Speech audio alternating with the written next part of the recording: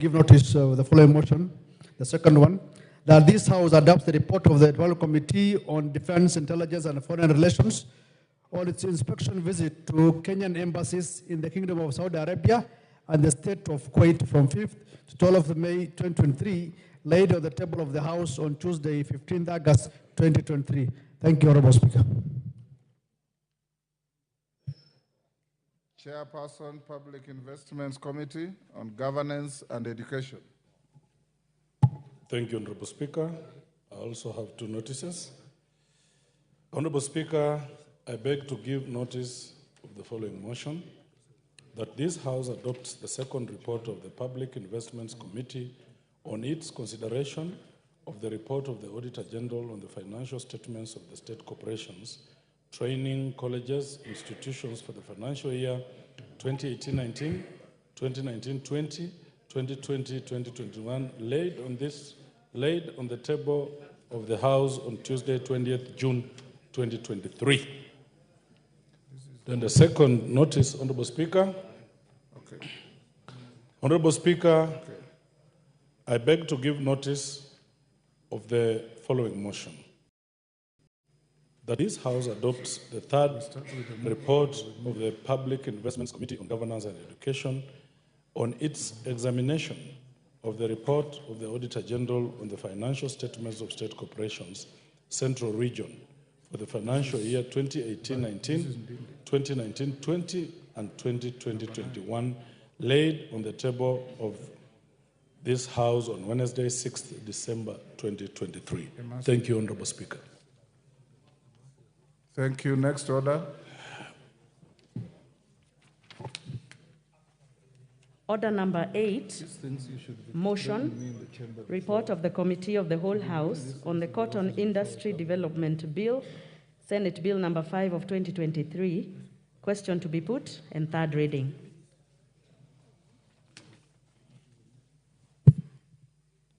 Order, honorable member, take your seat. The member in the, take your seat, honorable member.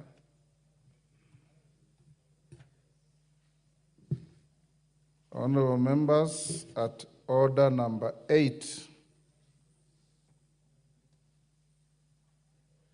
I now propose the question, which is that the Cotton Industry Development Bill, Senate Bill number 5 of 2023, be now read a third time. I put the question.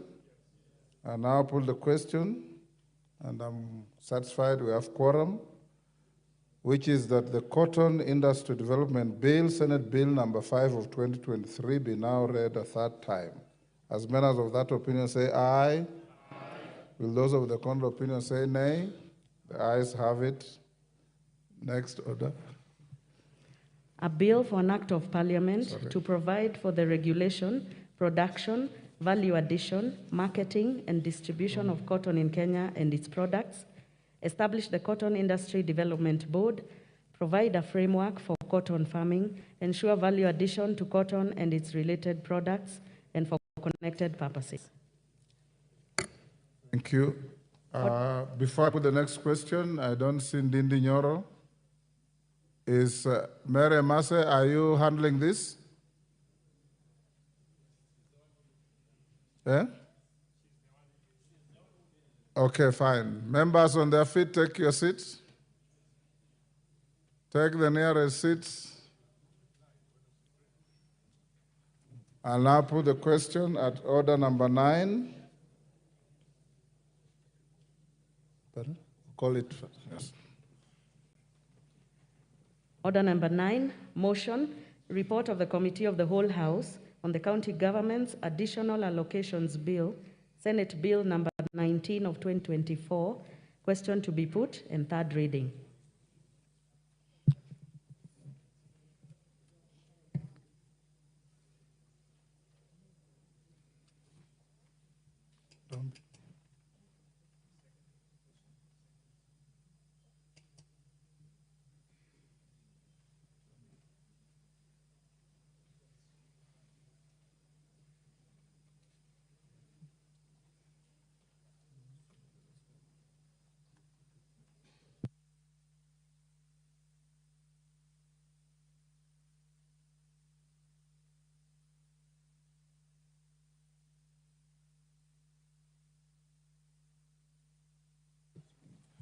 Honourable members, I'll now put the question at order number 9, which is that this House do agree with the report of the Committee of the Whole House on its consideration of the County Government's Additional Allocations Bill, Senate Bill number 19 of 2024. As members of that opinion say aye. Aye. Those of the contrary opinion say nay. The ayes have it. Mover. Honorable Speaker, I beg to move that the County Government's Additional Allocations Bill, Senate Bill number 19 of 2024, be now read a third time. And I also request Honorable Abilianga to second. Thank you, Honorable Speaker. I second. Thank you. I now propose the question, which is that the County Government's Additional Allocations Bill, Senate Bill number 19 of 2024, be now read a third time. I now put the question, and I'm satisfied we have quorum. Order, Kaimenyi. Order. Kailemia, sorry. Not Kaimenyi, Kailemia. In fact, she was my yearmate at the university. Honorable members, I now put the question, which is that the County Government's Additional Allocations Bill, Senate Bill number 19 of 2024, be now read a third time. As members of that opinion say aye. Aye. Will those of the contrary opinion say nay? The ayes have it.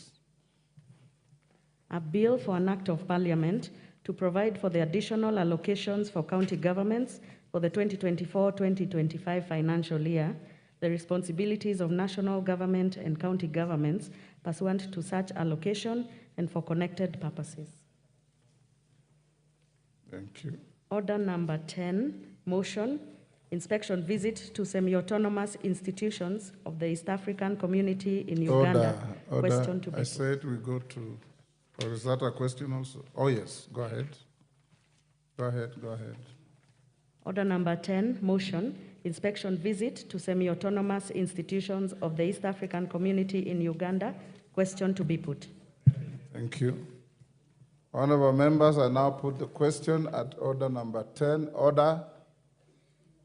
Order, member for Kipipiri. Which is that this House adopts the report of the Committee on Regional Integration on its consideration of the inspection visit to the semi-autonomous institutions of the East African community in Uganda, laid on the table of the House on Wednesday, 29th November 2023.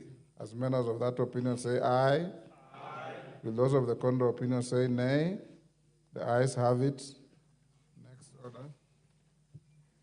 Order number 11, special motion, consideration of nominees for appointment as Cabinet Secretary and Attorney General. Honorable members, before I call the mover, allow me to acknowledge in the public gallery the following institutions: the Nyali Cambridge Link School, Lamu East, Lamu; St. Joseph's International Science School, Ainabkoi, Uasin Gishu; and Kipsilat Comprehensive School from Chepalungu in Bomet. I've been requested by Honorable Mandazi to welcome the school from Chepalungu. I'll give you 1 minute, and Honorable Rueda, also 1 minute. Start with Honorable Mandazi. Thank you so much, Speaker, for the opportunity you've given to me. So I welcome all our learners to the Parliament building so as to observe the proceeding and what we do as members of Parliament. I would like to encourage them that they work hard, because if you work smart one day, one time, you will be here. You will be a leader in the future who comes here to legislate, to see the process of making budgets. Of great concern, Mr. Speaker, is this particular school from my constituency. It's dear to my heart. It is at the lowest zone of my constituency. are suffering, Mr. Speaker, simply to mention, because I was there just 2 weeks ago and I told them they should come here so that they see what happens. Completely, it has no road accessibility.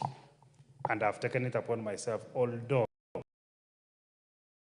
actually the CDF Act has removed us, or barred us from doing roads to improve accessibility to school.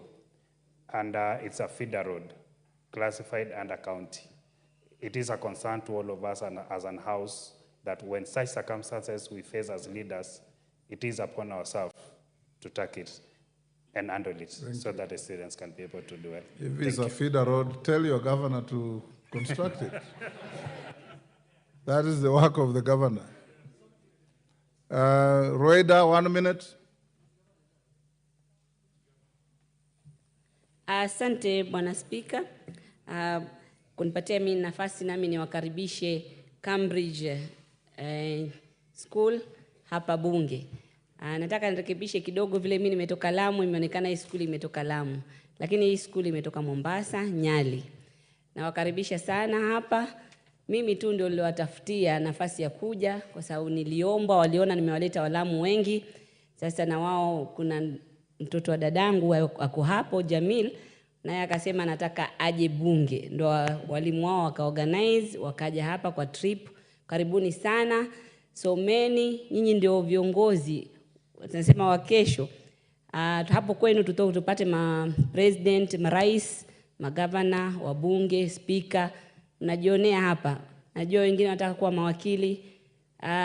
Tunaambiwa the sky is not the limit sahihi. Karibuni sana, kila laheri. Najua ni shule nzuri, ina sifa kochokocho, walimu wazuri, wanafunzi wana discipline nzuri. Tunaifurahia. Asanteni, kila laheri. Karibuni sana Cambridge Primary School. Thank you. Thank you on behalf of the House and on my own behalf. I welcome those 3 schools to Parliament. Now at order number 11, we now have 6 minutes to 3. We will put the question at 4:15. I invite the mover, Honorable Junet. Once it's moved and seconded, Junet, if you can move in 5 minutes or so, then Owen Bayer, you will second. We propose the question. Members will be given 3 minutes each. Thank you, Mr. Speaker. Honorable Speaker, I beg to move that this House adopt the 3rd report of the Committee on Appointments on the approval hearings of nominees for appointment as the Cabinet Secretary for East African Community Affairs and Regional Development and Attorney General of the Republic of Kenya. Honorable Speaker, this report contains the proceedings of the Committee on Appointments relating to the approval hearings of the following 2 persons for appointment as Cabinet Secretary for East African Community Affairs and Regional Development and Attorney General of the Republic of Kenya, as forwarded by His Excellency the President on 30th July 2024 and communicated to the House by the Speaker on 31st July 2024. Mrs. Beatrice Askul Moe, CS for East African Community Affairs and Regional Development, and 2 Mrs. Dorcas Agik Odong Odwor, OGW, EBS, Senior Counsel, Attorney General of the Republic of Kenya. Subsequently, the Honorable Speaker referred the CVs of the nominees to the Committee on Appointments for approval hearings in accordance with Section 6 of the Public Appointments Parliamentary Approval Act, CAP, and Standing Orders 2044 of the National Assembly, Standing Orders. Further, the Clerk of the National Assembly notified the nominees, Mr. Speaker, and the public that the committee will conduct the approval hearings on Friday, 9th August 2024 at the Mini Chamber County Hall, Parliament Buildings. Honorable Speaker, the committee also invited the public to submit memoranda by way of written statements on oath, affidavit, on the suitability of the nominees. To this end, the committee received 4 memoranda. 1 was hand-delivered and 3 submitted by email. Section 6(9) of the Public Appointments Parliamentary Approval Act provides that any person may, prior to the approval hearing and by written statement on oath, provide the clerk with evidence contesting the suitability of a candidate to hold the office to which the candidate has been nominated. Honorable Speaker, out of the memoranda submitted, only one complied with Section 6(9) of the Act, while 3 were not in the form of affidavits and hence did not meet the requisite threshold. A detailed analysis of the memoranda is contained in Chapter 3 of the report. Additionally, it is not worthy that for memoranda that did not meet the requirement of the law, the committee converted them into questions, and the members of the committee examined the nominees on all the questions from the public as evidenced by the report. Honorable Speaker, the committee also conducted background checks on the nominees by seeking references from the EACC on ethics and integrity, help on higher education loans board, Mr. Speaker, DCI on criminal records, ORPP on holding offices in political parties, and KRA on tax compliance. Honorable Speaker, in considering the suitability of the nominees for the appointment, the committee considered the constitutional and statutory requirements relating to the offices in question and whether the nominees' abilities, experience, and qualities meet the needs of the said offices. Honorable Speaker, further, the suitability of the nominees was assessed after scrutiny of their background, academic credentials, and professional qualifications, work and professional experience, personal integrity, as well as their performance during the approval hearings. To this end, the committee observed that one, in addition to the already appointed cabinet secretaries, the nominees were drawn from various ethnic groups, including marginalized communities, and thereby a representation of Kenya's diverse communities. The nominees demonstrated an understanding of the mandates of the office to which they were being nominated. They articulated clear visions for the offices. Mrs. Beatrice Askul Moy is a career civil servant with vast experience in social governance and of arid and semi-arid lands. Ms. Dorcas Agik is an advocate of the High Court of Kenya with over 15 years' experience as a distinguished legal practitioner, hence meets the requirement for nominations as Attorney General enshrined in Article 1563 and 166 of the Constitution. She has served for over 30 years in the public service and exhibited a great sense of the roles of the Office of the Attorney General. On behalf of the committee, Mr. Speaker, Honorable Speaker, allow me to thank the nominees for offering themselves to the country and also thank the Office of the Clerk. But having said, Mr. Speaker, and having been part of the committee on appointment, Mr. Speaker, I participated also in the vetting of the nominees, Mr. Speaker. And I can tell this House, Mr. Speaker, without fear of contradiction, that this is now the real example of women that can lead this country, Mr. Speaker. Distinguished women, women who have prospered in their career, Mr. Speaker. Mr. Speaker, the nominee for the Attorney General position, Mr. Speaker, when she appeared before us, Mr. Speaker, and she was somebody known to you, Mr. Speaker, for quite some long time, Mr. Speaker, and you worked with her in your profession of the legal fraternity, Mr. Speaker. The lady was exemplary, Mr. Speaker. If the President has rewarded, Mr. Speaker, merit, Mr. Speaker, somebody who deserves a job, Mr. Speaker, then it was in the appointment, in the nomination of Mrs. Dorcas Oduor, Mr. Speaker, as the Attorney General of the Republic of Kenya. Mr. Speaker, that lady had vast experience in the field that she has been sent to serve, Mr. Speaker. She knew everything, from legal matters to treaties to all kinds of things that we questioned on her, Mr. Speaker. The exemplary work she has done in the ODPP, Mr. Speaker. I think, Mr. Speaker, this is a good example of women. Now, I am convinced that women can lead this country, Mr. Speaker. When I saw the interview of that lady is when I got convinced from that day that we can accept women leadership now, because we are always men chauvinists, Mr. Speaker. Men chauvinists.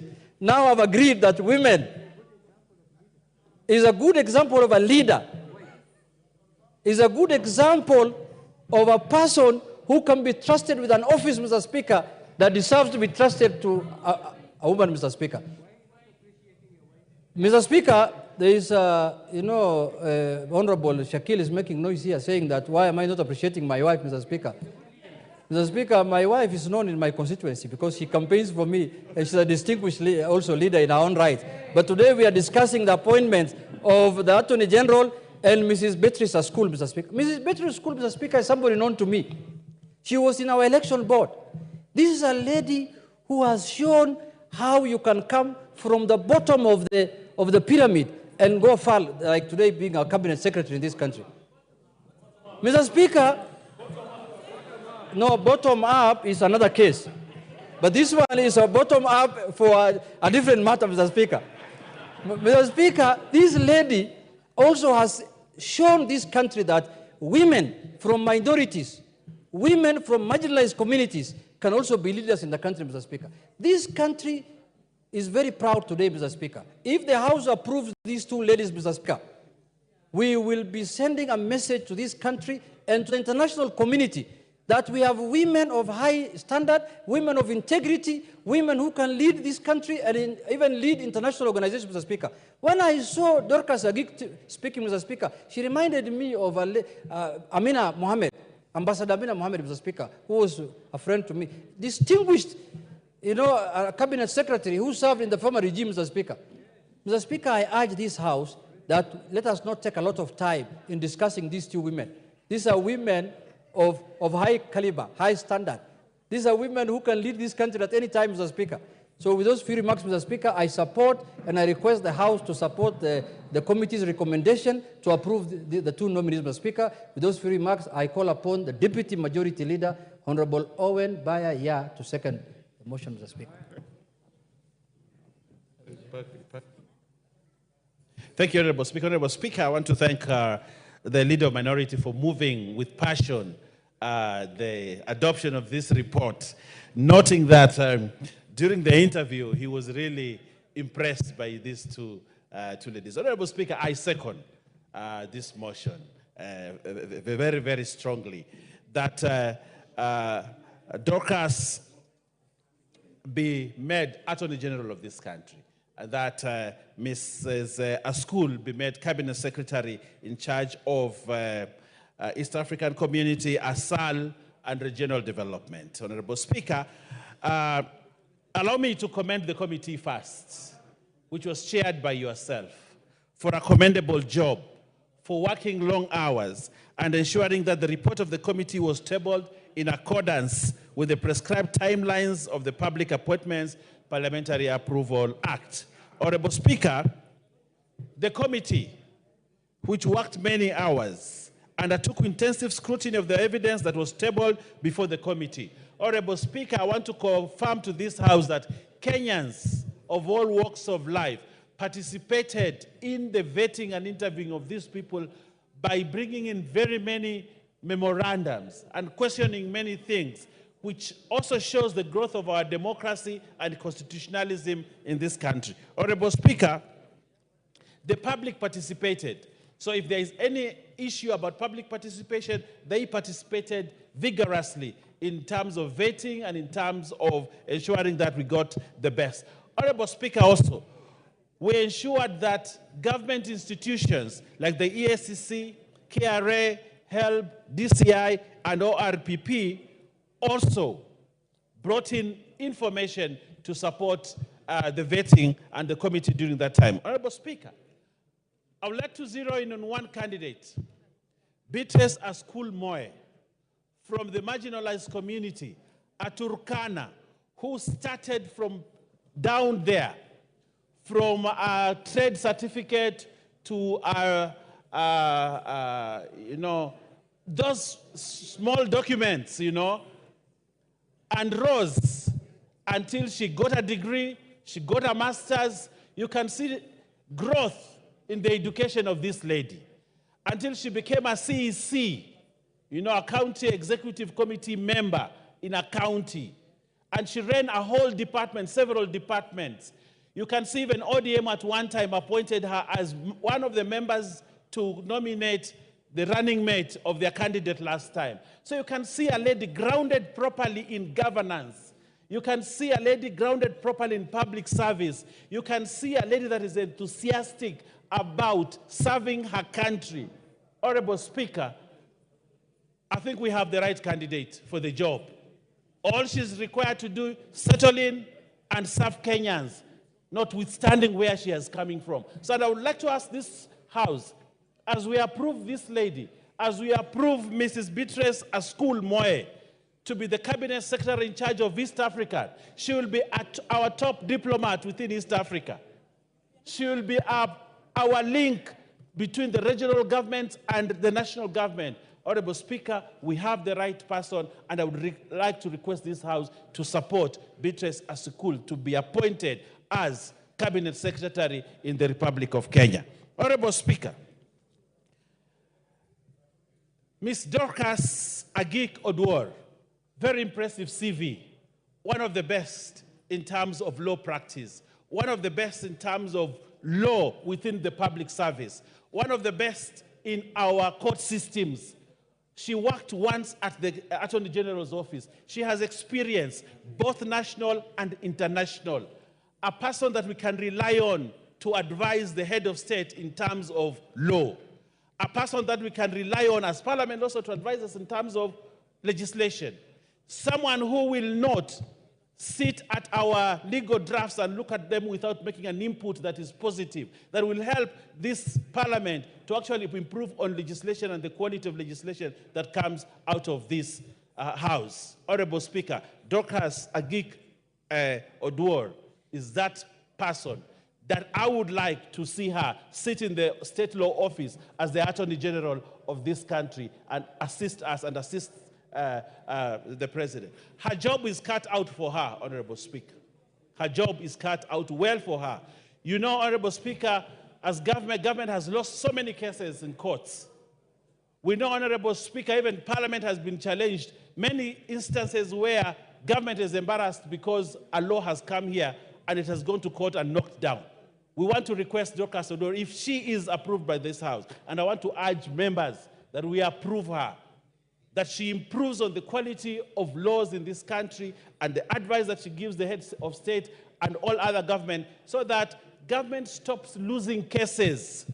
We have huge bills running almost $1 trillion because government has lost cases and the government has to pay. Honorable Speaker, lastly, I want to say this and to pay a glowing tribute to your leadership.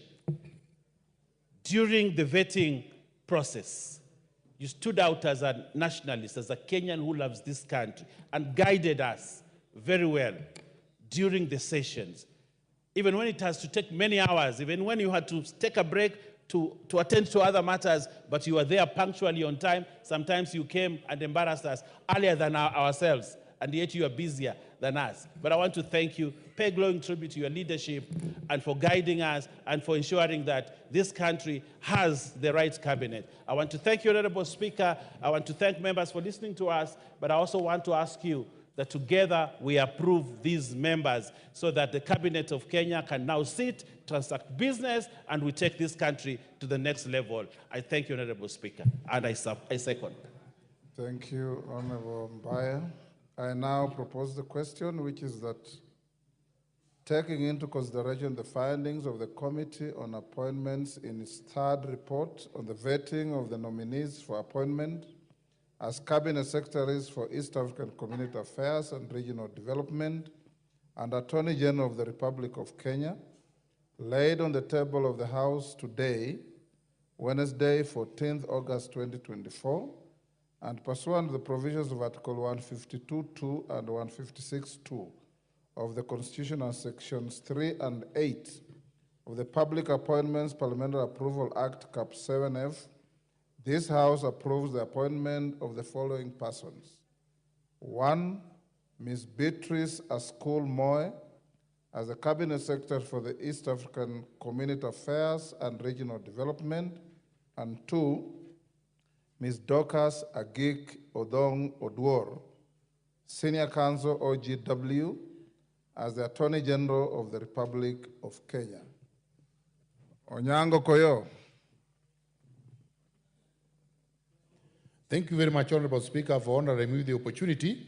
I want to take this opportunity to thank the Appointment Committee. 3 minutes or less.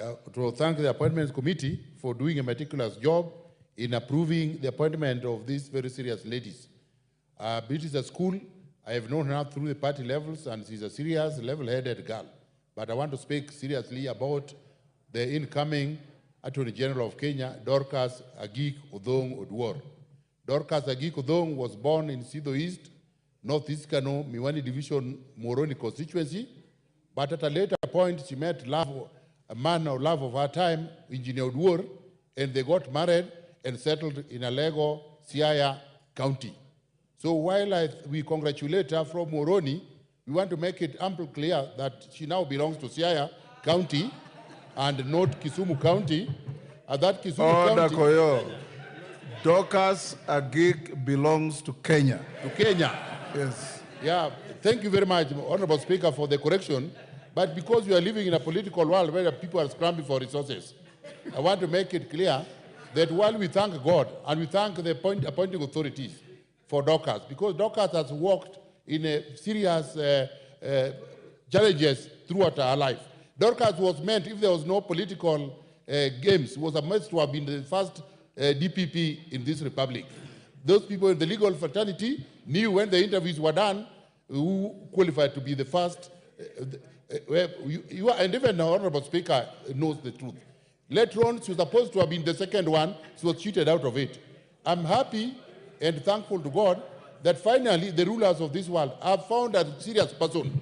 And I urge them that they leave her latitude to practice her legal prowess without being advised. Let her be the advisor. Equally, while I thank them, I want to sound to those appointing authorities that Kisumu County is still waiting for their chance. During 1992, the late Nyachai rejoined Moi, and they agreed on the way forward. So when Moi did not honor it, he confronted Moi and said, the Kisis are asking for Litana. Litana is special meat. So we are also asking that we are also part of this country, Kisumu County, they are sending me to ask for their Litana. Thank you very much, and God bless. Maina Madenga Nyeri. Thank you, Honorable Speaker. Honorable Speaker, I support the appointment of these two ladies, and I add my voice in urging us as a House to pass them so that they can be appointed by His Excellency the President into the Cabinet. Honorable Speaker, I think this is one of the areas where the President and this House will have performed quite well in terms of the improved gender parity in the Cabinet. And the other aspect, Honorable Speaker, is the widening up of the space in terms of participation of Kenyans from different persuasions in the Cabinet and in the top leadership organ of the country. Honorable Speaker, I dare propose to Kenyans that I think it is time that we adopted this model of governance every time after elections. That it is not sufficient for the winner of a presidential election to just restrict their sights on the side of the country that actually voted overwhelmingly for the winner. Because once you win, you become a president of the entire country. It is best if presidents going forward will look at the nation with the lenses of the entire nation and always give us the best possible brains in the leadership at the cabinet and other appointments. Honorable Speaker, I look at during the last tenure of the late President Moi, and he had to appoint Baba into his last term when Tinga Tinga was swallowed by the cockerel. Later, the Tinga Tinga was swallowed by the cockerel. Later, Honorable Speaker, we would see Mwai Kibaki come together with a consternation of Kenyans in Raila Odinga, the late Wamalwa, and Charity Giru. And whenever the country has been in that position, we have seemed to perform well. Honorable Speaker, I want to congratulate the two ladies, and especially the appointee for the position of Attorney General. She has a depth of experience and a wealth of experience that can only benefit this country. Honorable Speaker, I support. Julius Sunguli.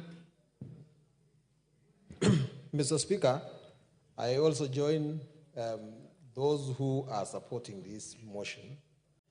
And I don't know Ms. Moy well, but I trust the judgment of those who know her and congratulate her for being appointed. Mr. Speaker, I know Dorcas Agik. She's a colleague in the law. I know that she has grown through the ranks in the Attorney General's office and also in the ODPP. She's a special one in the sense that for the last two Attorney Generals we have had experience in the other arms of government, one as a judge and the other one as a member of parliament. But this is a distinguished lady who has patiently looked into the law in different aspects. She's been in the civil part of the Attorney General as well as in the criminal department. I know that a lot rotates around the office of the Attorney General, and we as lawyers are looking for a head of the bar who understands us. I know that there is a lot that is going to be coming to this house that needs to be observed by the Attorney General. I know that the Attorney General needs to advise government, especially on what is right and what is wrong in financial transactions. We hope, and I join my colleague who says, we hope that the government will take the advice of the Attorney General and not the other way around. Because it so happens sometimes, Mr. Speaker, that Attorney Generals have to say things that the executive does not like. We hope that the things, because we believe in the rule of law, Dorcas's advice and the accolades we are giving to her will be of good meaning to the government as it is today. The two ministers are joining the government of different political parties. And this is going to be a big challenge. We hope that they don't go there to serve the party that appointed them, but indeed that they will serve the country at large. I support. Epuyo Nanok.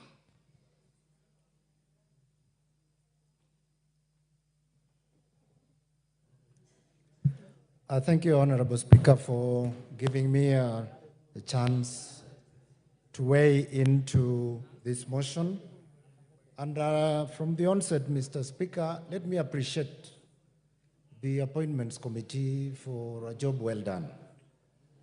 And we can trust that what you've brought us is work that you've put in your minds and your experience as a committee of this House, and have given this House a report that we can be proud of.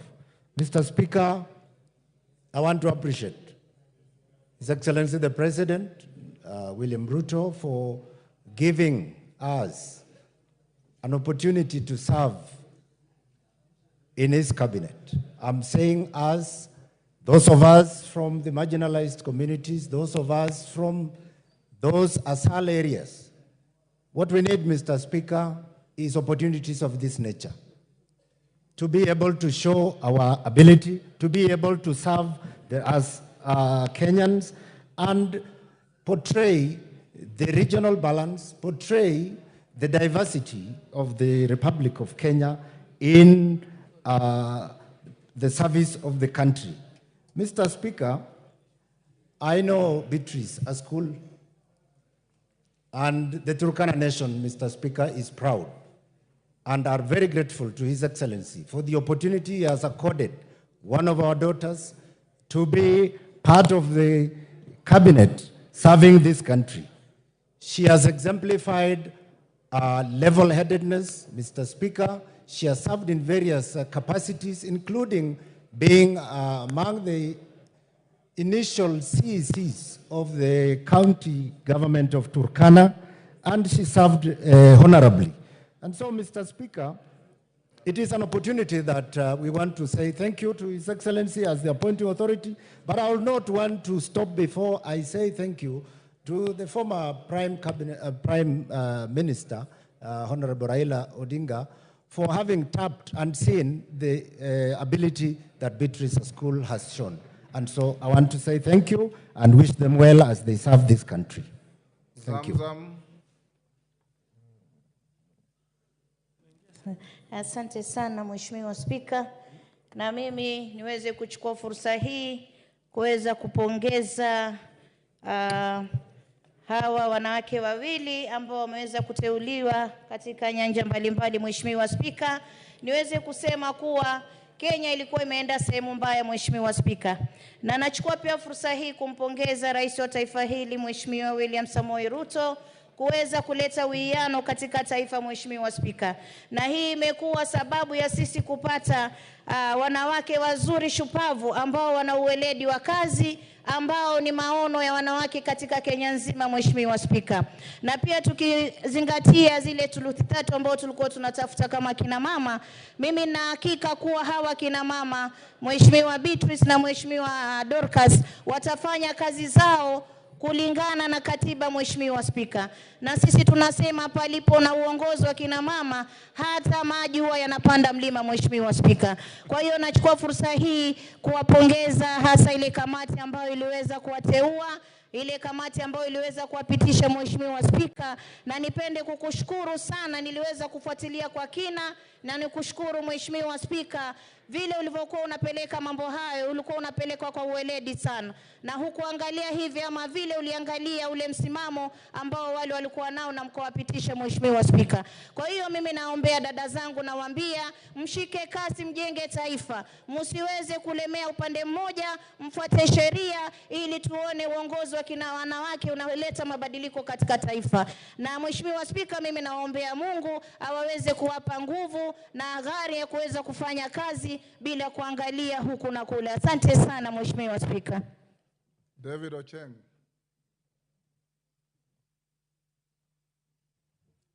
Thank you so much, Mr. Speaker. Mr. Speaker, I followed the proceedings of this vetting, and I can tell you, because you don't watch yourself, your committee enjoyed this vetting these two ladies compared to what we saw the other week, because these two ladies were grace, candor, honesty, heartfelt answers. We watched them, and we believe, Mr. Speaker, that these were right nominations. Mr. Speaker, since when I was 17, the first election, every candidate for president talks about Singapore and South Korea and Malaysia. I heard that year, President Moi himself, Raila Odinga was a candidate at that time, and they were saying, we want to build a South Korea. I heard the same stories in 02 between Kibaki and Uhuru Kenyatta. I heard the same stories last election between Raila Odinga and William Ruto, who is now the president, that they want to build a Singapore. So, Speaker, the biggest secret, the distinguishing feature of South Korea, Singapore, Malaysia, has never been the roads are built, not the planes they built, but the energy they put in their character and meritocracy in how government is run. I believe these two ladies, Mr. Speaker, epitomize what public service should look like. And I believe, Mr. Speaker, that in future, if we go this way, then this country can do well. I only hope and pray, because the cabinet is the foremost advisor of the president. The AG is also a foremost advisor of the president for legal affairs. I only pray and hope that other people will not be allowed to come between the advice these two ladies give the president, their dockets, and the decisions that are being made, Mr. Speaker. I believe that Madam Askul can do a good job in the ESC docket, and needless to say, Madam Dorcas is the epitome of competence. Wish them well and hope that they do well for the country the way they did in the interviews. Ben Suda. Thank you so much, Mr. Speaker, for giving me this opportunity. And I would want to stand here foremost very proud of my fellow scholars who are right on track in the world of academia, where Honorable Dr. Joyce Atieno Sogo is found as an academia. Number two, Mr. Speaker, I rise to support Beatrice and Dr. Oduol for having achieved in academic standards. And that was evidence on how they presented their cases, on their publication and thorough mastery of content on what they're going to represent the Kenyans. Mr. Speaker, I rise to support the two ladies, and I want it to go on record that I salute, it must be on record, His Excellency Baba Raila Odinga for the support of the gender, female gender, for the nominee that was exhibited, that gender rule on female is quite fundamental in this country by the President, Dr. Samuel William RUTO. I want also to say that for the peace which was supposed to be maintained, even it was exhibited yesterday when Baba was in a function, that President, the late Uhuru, also informed that stability was important. Electing and appointing the women creates stability in this country. Order, Bensouda. Uhuru Kenyatta is a retired president, is not a president-elect. Not elect. I'm saying Uhuru is retired. I'm talking on stability. Get the concept of what I'm heading to. I'm talking about stability of this nation. And so I want to say, Mr. Speaker, when this nation has started recognizing the competency of women, women of substance, women who are academicians, women who are effective, gone are the days, Mr. Speaker, where women thought that their bottom powers can make them rise to power. And we are saying that we are not on occasions where women thought that either through sex they can rise to power. Time up. Dorothy Kiara, take your seat. I can't.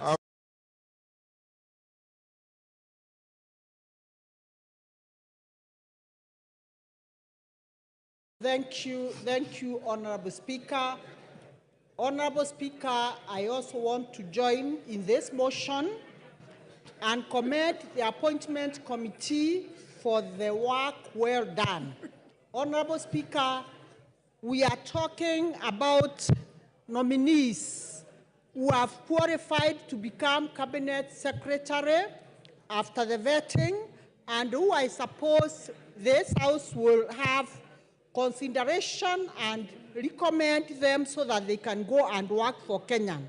Honorable Speaker, I have listened very passively to the speakers in this House, those who know on Beatrice very well, who has been given the docket of East African Community and Regional Development. And Honorable Speaker, from what I'm getting and even from watching how she performed in the interview, I am convinced this is the right person for that docket. Honorable Speaker, I also listened to the nominee for Attorney General, Honorable the lady Dorcas Oduol, and Honorable Speaker, I'm convinced she is the right person. And Honorable Speaker, I want to say this very quickly. I heard Honorable Junet talking about if these women, and I want to say for record, Honorable Speaker, women, when given and accorded an opportunity, they can be able to perform much better than even the male counterparts. Honorable Speaker, I'm saying this because it's always said, what a man can do, a woman can do it better. Honorable Speaker, I am saying, in the next subsequent nominations, Honorable Speaker, I want... Mishimbogo. Thank you, Honorable Speaker, sir. Honorable Speaker, I stand to support this motion by the Committee of Appointment. Honorable Speaker, from the onset, I want to appreciate His Excellency Dr. William Samoei Ruto for making an history. He has made history today having nominated the first woman who is going to occupy the position of Attorney General in the Republic of Kenya. That is an history, and I want to say thank you. Second history is to nominate a woman from a marginalized community, the Turkana, the first woman, if approved by this House, to be a cabinet secretary in the Republic of Kenya. Thank you, Dr. William Samoei Ruto, for making history. Honorable Speaker, when we are doing vetting, it was really amazing. Dr. Dorcas Angik demonstrated knowledge even on technical issues on the portfolio she's going to occupy. She also demonstrated the path and a roadmap from where we are and where we want to be as a country. The professional experience she has in terms of legal matters. She has worked in the judiciary and so many other areas pertaining law. Honorable Speaker, Madam Beatrice Askul is a person I know. I've been with her in the ODM. She really proved that she's going to bring some measures and strategy to help the communities in the Asal area, having been born and bred in Turkana, being part of Asal area. Honorable Speaker, I think this was the best thing which our president has really done for this country. I know now we are making progress in terms of gender mainstreaming, or rather gender balance. It's now we are feeling the gender disparity which we have been having in this country. I'm so happy that to Bashir. Honorable Bashir. Thank you, Honorable Speaker. First and foremost, I want to appreciate the appointment committee for the thorough job that we have been doing. I watched the vetting process of these two great women during the vetting, and I can attest that you, as a chair of that committee, plus your members, you handled them very well. Coming back to the two great ladies, I want to congratulate them first for making it to the list of being nominated by His Excellency the President. These are two women who have demonstrated that they have capacity, they have knowledge, and the wherewithal to handle what awaits them. The Attorney General nominee, Ms. Dorcas Odwol, is returning back to the Attorney General chambers, having worked there before. And so she understands the role expected of her as the next Attorney General of this country, and being the first woman to also occupy that house. She has all the knowledge and the capacity, and that has been demonstrated. To Beatrice Moe, who comes from Turkana, which is also a marginalized part of this country, and coming from the pastoralist community, I want to also thank the President for nominating the first Turkana woman to be in the cabinet of this great nation of Kenya. I know that Beatrice, having worked in Turkana before, and she started from the lower level and risen to the ranks, has the capacity to perform her duties as East African Community and Regional Development. And I'm sure these two ladies will show Kenyans that they have the capacity to perform even better than most people will think. I want Carolo Mondi.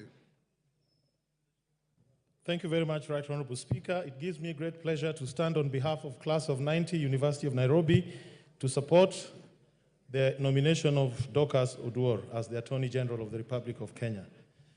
Class of 90, I believe, is the most consequential class in the history of University of Nairobi. We've produced a president and many other leaders in this country. And now we are producing the first female Attorney General of the Republic of Kenya. I did join the Office of the Attorney General with Dorcas, and we have worked closely together for many years, and I have full confidence in our ability to discharge the duties of that office.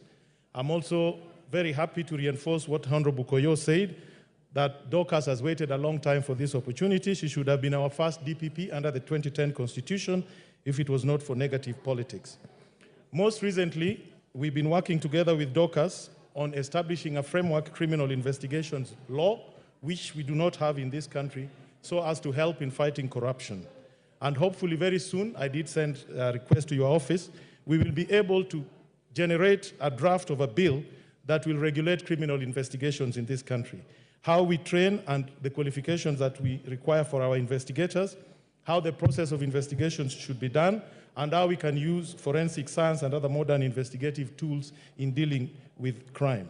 Secondly, we are also working on nationhood science as a new subject in trying to amend the curriculum so that we could actualize Article 10 of the Constitution as well as Chapter 6. These are some of the matters. I think that draft bill is already with the Budget Committee, and hopefully when she's the Attorney General, we'll be able to move these things forward. Finally, Mr. Speaker, I did request, and I wrote to you, that when an appointments committee gives us the report, it should be a little more detailed. You may recommend a candidate, but you should also give us your observations, whether you have any reservation. Murugara. George Murugara. Thank you. Thank you very much, Mr. Speaker. Mr. Speaker, allow me also to add my voice to supporting these two nominees who are now before the House and who this House has to approve this afternoon so that they can start discharging their duties. Thank you, Mr. Speaker. I sat on the Committee on Appointments, and you actually chaired that committee so well, and it did a fantastic job. We've already approved the first batch. This is the second one. Possibly there's going to be a third one, but that shows how serious that committee is, and especially the lawyers who actually went through the vetting, most of whom possibly passed through your hands. You mentored them, and they are now the leaders who have to serve the country with distinction. It goes without gainsaying that the Lady Beatrice, a school, actually demonstrated great knowledge of regional development, especially including ASAS, where she comes from, and mapping out Kenya as the areas that deserve to be considered as marginalized. As for Dorcas Oduor, it is well known, and we now say God's time is actually the best time. She may not have become DPP, she may not have become judge of the High Court or Court of Appeal or Supreme Court, but now she is the Attorney General of the Republic of Kenya, and she has to serve the country with a dedication and demonstration of goodwill, as she has done in the past in the areas she has served. Mine would be to congratulate them and urge them to serve this country in the best interest of everyone as Kenyans. Thank you, Mr. Speaker. Asinyen, Women Rep Turkana. Thank you, Mr. Speaker, for giving me this opportunity to contribute to this good motion.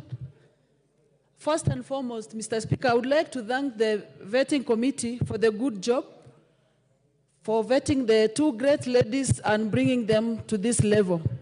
Mr. Speaker, my gratitude goes to His Excellency Dr. William Samoei Ruto for what he has done.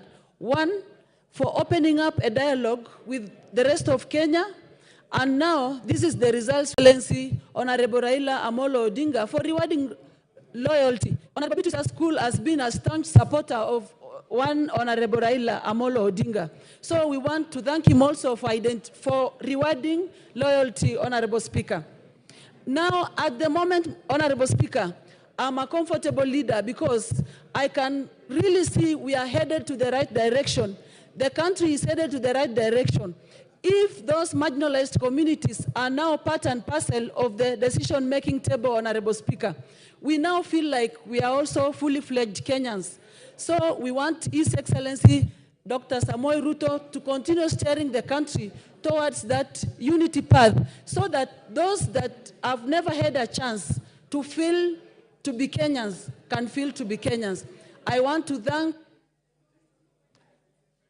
Bishop Hamala. Thank you, Honorable Speaker. I rise to support this special motion on appointment of the Cabinet Secretary and the Attorney General. I want to applaud you, Honorable Speaker, for the good work you did with the vetting committee. And Honorable Speaker, I want to say that it's a very good time for women of Kenya because the girl child in the past felt marginalized. But with these appointments, we are seeing that women are getting into their space, sometimes it's worrying that the boy child may be getting in trouble. So this is a good signal, good indicator for the girl child.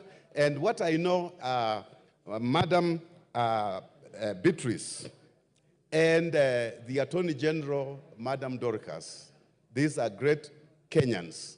And also at the same time, Honorable Speaker, it is important to note that His Excellency President William Ruto and the Right Honorable Raila Odinga have done something for this country. The issue and the notion of thinking that when a government comes in place, it is just for specific people or people with shares in that government. This has brought that to an end, where all Kenyans feel this is their government, they are part of Kenya, and we can be proud of being Kenyan citizens. We can be proud of our government, and we can go to those offices without feeling intimidated or thinking that if I don't own a share, I am not part of it. Even the people in Turkana, people in Western Kenya, people in the coastal part of Kenya are now part of this government. Whether they have come in through the door, through the window, even me, I've come in through the window, and I am on the inside. On the inside, I'm inside. Wanjiku Moya. Thank you, Honorable Speaker. On the onset, I stand on behalf of my Committee of Regional Integration to congratulate the two great ladies, especially Honorable Beatrice, who will be working close to us, and also recognizing that the AG is a critical position, particularly this time when we are handling the amendment of the treaty, also in keeping the legal instruments of the community. And the AG will time and again be advising the Council of Ministers. Honorable Speaker, I look forward and hope it is during this time of the CS Beatrice, the incoming EAC Minister, we shall realize the ever-challenging issue of financial mechanism. We have always had the remittance avenue, and we have been looking forward as a community how to resolve this matter. I hope it is during her time we shall realize this, and it will be a thing of the past which has been troubling the community. Honorable Speaker, it is also a critical time because we are already in the political confederation, a transition to the political federation, and I'm proud because this House, through our committee, were able to give the amendments and the contribution, and I am also hoping it is during the CS Beatrice that this political confederation will be realized. As a woman leader in Kenya, in this House, as women of this country, as Honorable Junetta have said, we are very proud because we have been able, not looking where the women came from, either ODM or Kenya Kwanza, as women tribe of Kenya, we have been able to produce two great women who will steer the matters of this country, and we are very proud, and again, I congratulate them. Rico, member for Turkana South.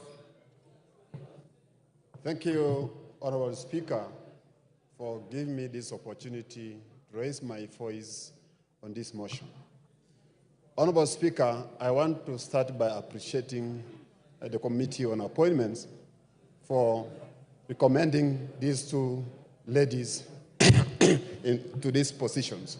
Honorable Speaker, I want to be very clear that this government belongs to all of us.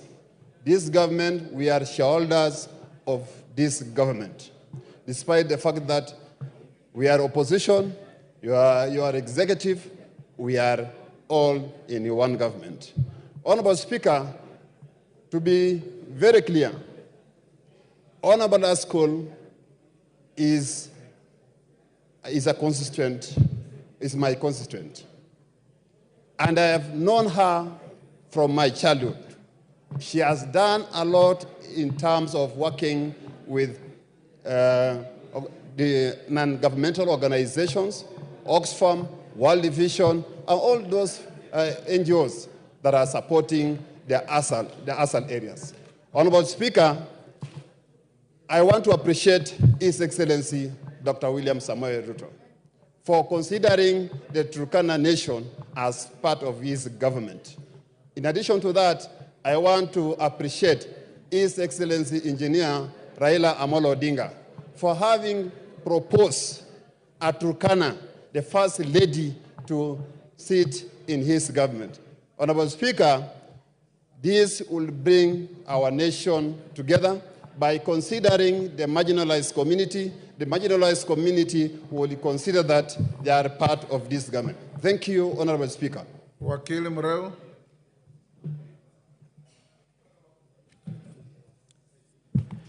Thank you, Mr. Speaker, for the opportunity to add my voice, in particular on the job well done by the Committee of Appointments led by the Honorable Speaker. Mr. Speaker, sir, I want to, first of all, thank you, in particular, the appointing authority, for proposing these two ladies. And as the Secretary in charge of legal affairs of the UDA party, is in line with our constitution to ensure that we bring as many ladies to areas of leadership as much as possible. And therefore, Madam Beatrice, Madam Dorcas are aligned in our constitution. Second, Mr. Speaker, in particular on the issue about the Attorney General, I happen to know Dorcas Odwo for many years as a commercial practitioner. She joined the AG Chambers as a state prosecutor, as a state counsel. She has grown through the ladder, and therefore she knows all the cracks and corners in the AG Chambers. Mr. Speaker, the Attorney General Chambers is the largest law firm. It requires somebody who has got the intricacies of the running of that organization. It has one side on litigation, and the other side, it's all the government in terms of the commercial side of the government. And there's no better person to run that organization like Dorcas Odwo. And finally, Mr. Speaker, the broad-based government is not working.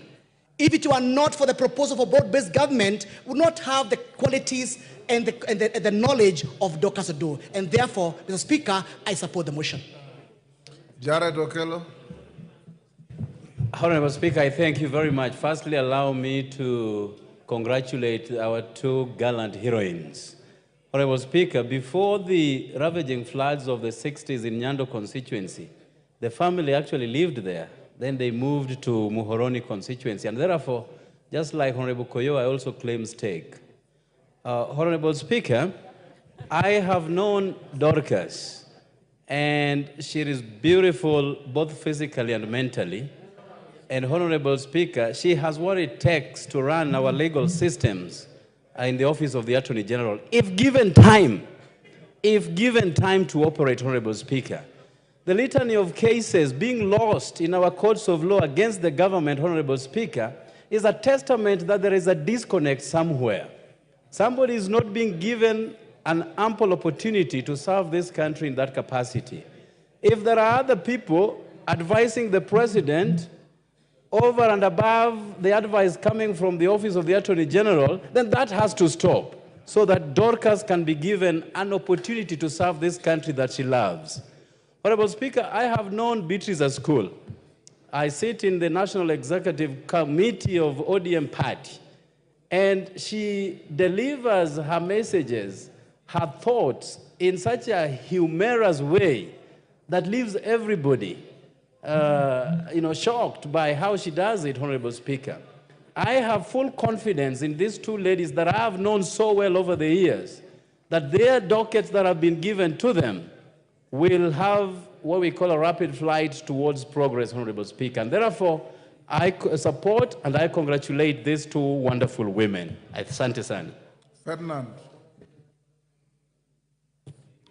Thank you, the Speaker, for giving me a chance. On the very first, I want to congratulate the committee for the well-done job to have come up with these ladies. And they were thoroughly investigated, and I find the two ladies actually ranked very well in the committee. Secondly, of course, this is the first time we're going to have a lady as AG of this country. And I think looking at what she has rank and file and what, of course, what she has gone through, I think we're going to have a lady that has been able to do a good job as an AG. And of course, therefore, with that experience and of course, having gone through the rank and file, we are very happy that that is going to be our AG as a lady since independence. Secondly, of course, I want to take this opportunity to thank His Excellency the President for having nominated this lady from a very far-off community, and I'm actually my neighbors, and I think the lady too, I think she's going to do a very good job. And of course, when she was vetted again, she knows that she can do a job. And therefore, I take this opportunity to thank the two ladies and wish them well, and of course to thank the committee for having come up with these ladies for a change in this country. I support. Thank you. Thank you, honorable members. Before I call the next member, allow me to welcome Mobego Comprehensive School from Belgut in Kericho County, who are in the public gallery. Thank you.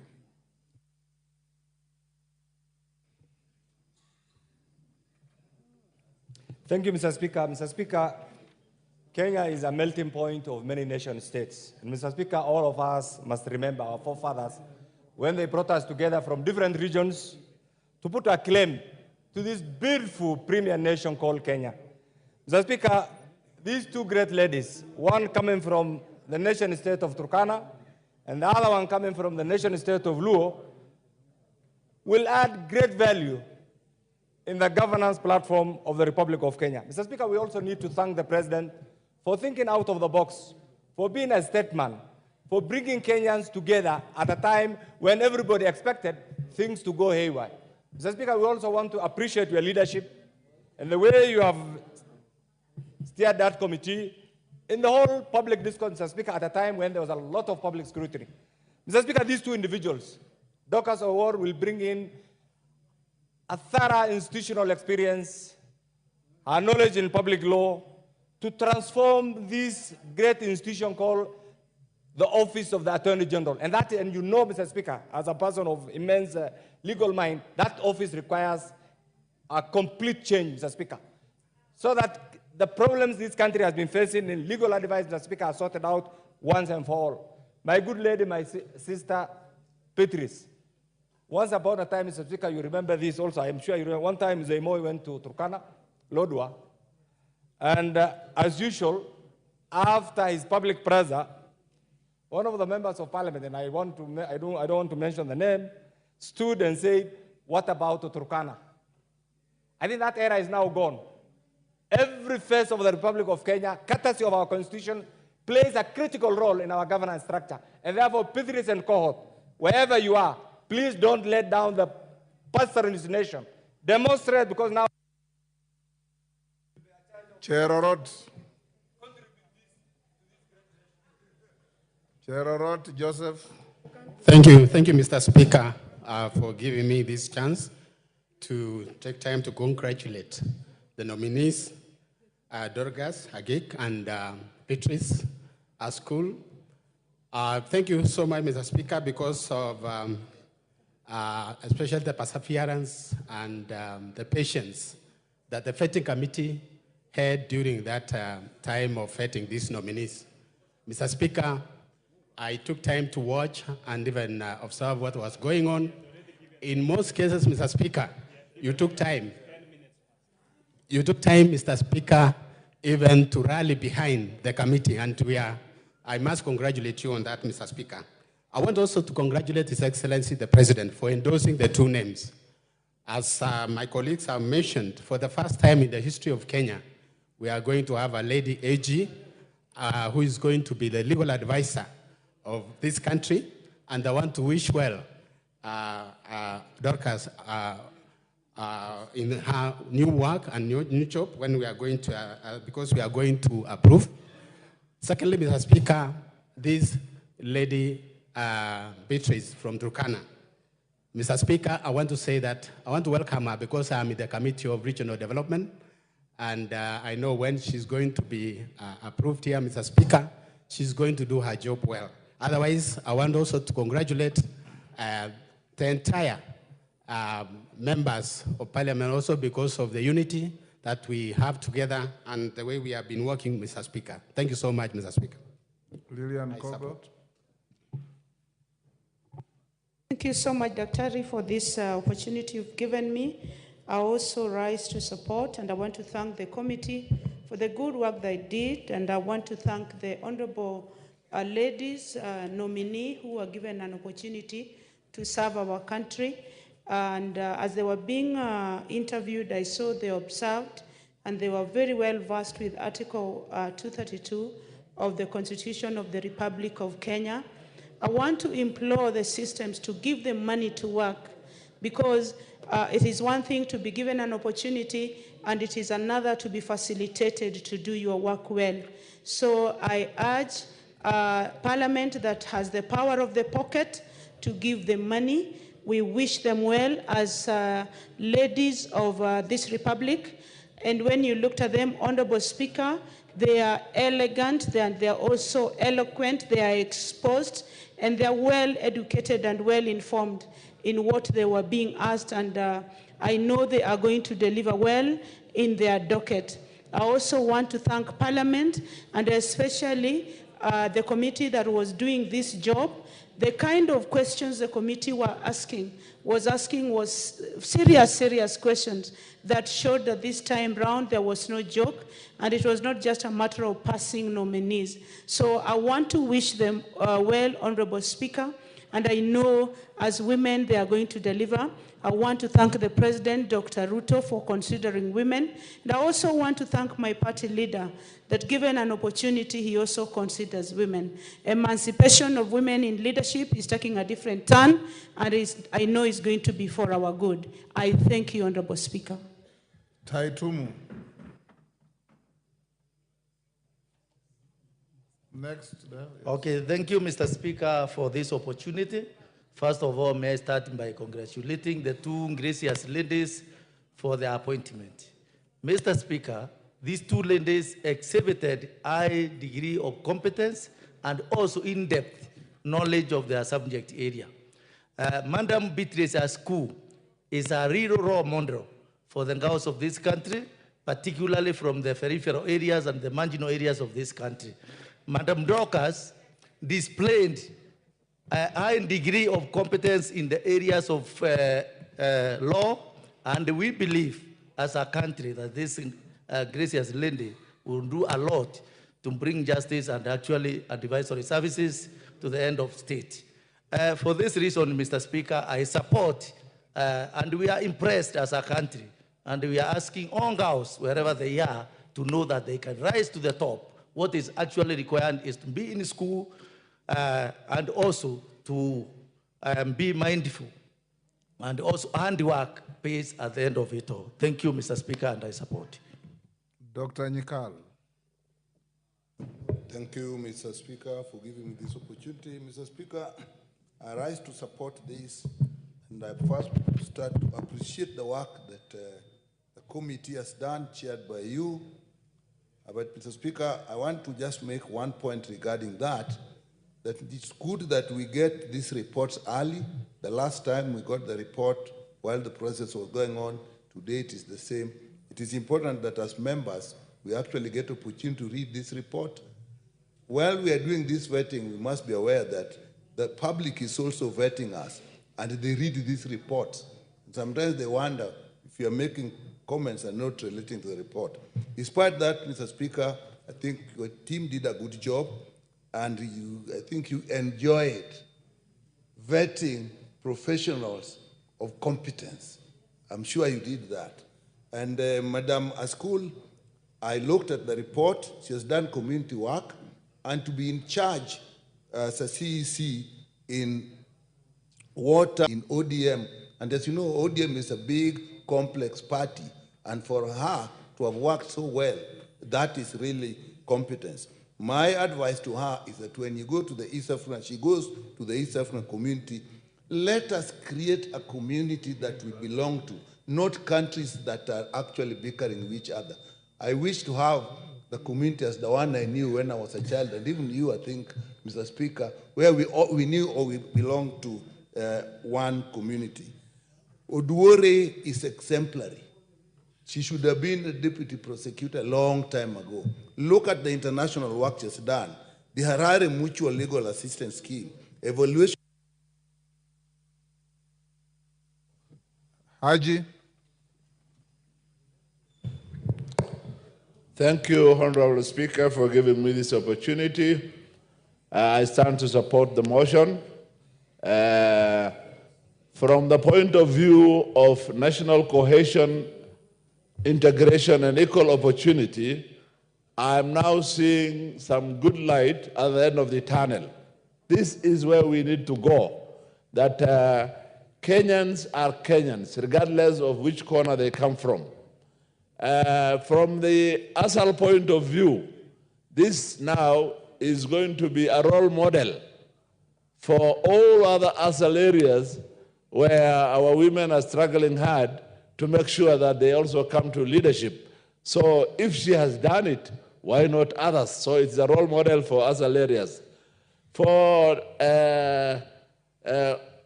Madam Dorcas, I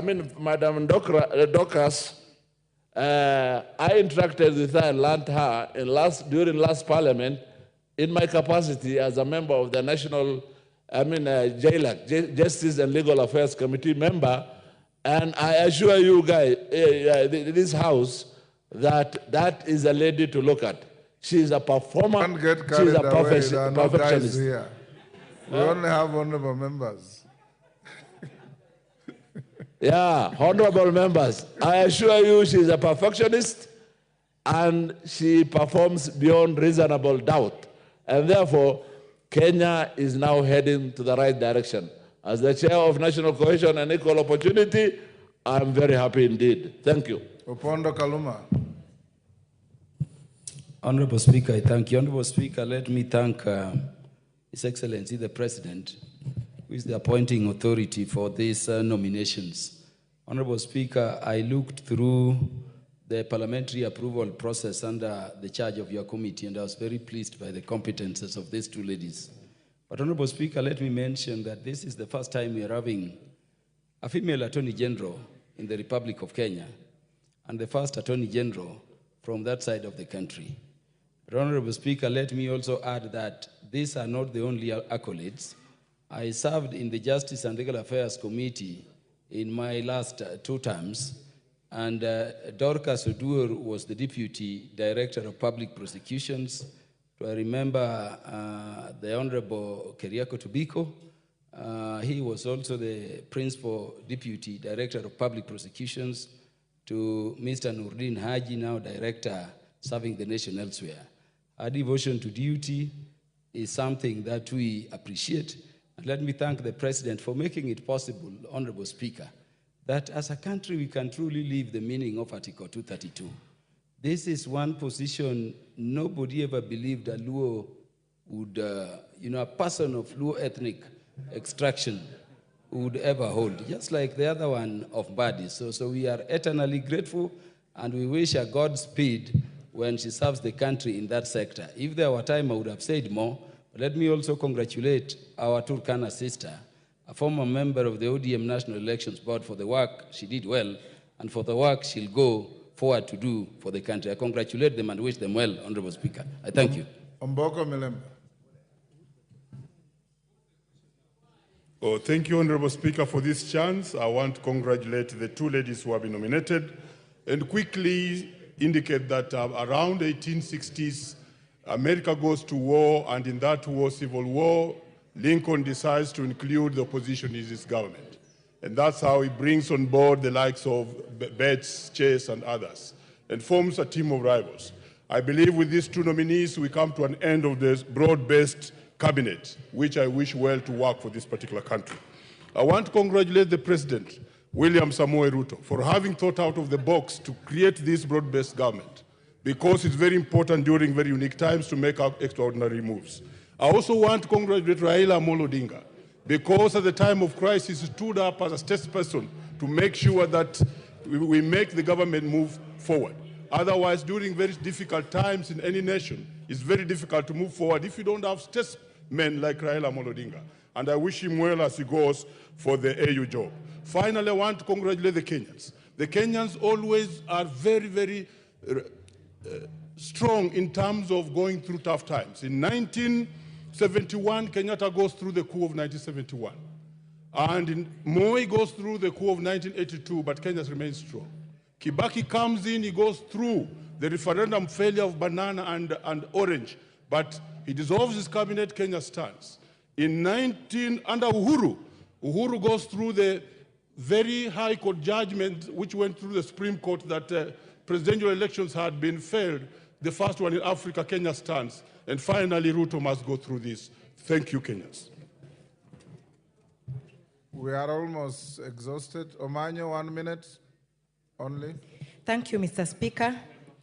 I applaud the appointment of the ladies that have shown the world, not just Kenya, that actually with substance in any gender, what these women are going to do, it's going to actually show the world that we can break the walls of discrimination. We can break what we thought was impossible. This lady who's going, if we are going to actually prove, because I know what they showed us, it proves that they can do it. So both of them were very powerful in their speaking. They showed that they prepared well and they were organized. So people who doubt that women cannot, especially a seat like Attorney General, people are already talking, saying, hey, that one needs a very powerful person. It just needs that kind of person that we have now, committed, very knowledgeable, and who has been there for a very long time. So I believe that the two will make us proud. Wamrada, 1 minute. Give her the mic. There you are. Or is ahead of you? Give her there you are. Thank you, Mr. Speaker. Sir, I really want to congratulate these two ladies. I personally watched Beatrice being interviewed, and I really want to congratulate both of them, and especially her, being an example of one lady that has come from a hardship. I heard her explain her background, and I thought she's a good role model for the girls in that region where she comes from. And I really want to also thank you, Mr. Speaker, and the panel that you had, because you are also very lenient to her. You were very fair. At some point, she looks panicking, and you people held her together. And I thought that was a good show for all of you that were in that panel. And I really want to appreciate and thank you for standing with her and helping her to compose herself and deliver on what she believed in, because she knew what she was talking about. I also want to thank the President of this Republic for appointing these two ladies in these positions, and we want to believe that they are going to deliver as they promised during the interview. And thank you so much, Mr. Speaker, for that. Aramalim, 1 minute.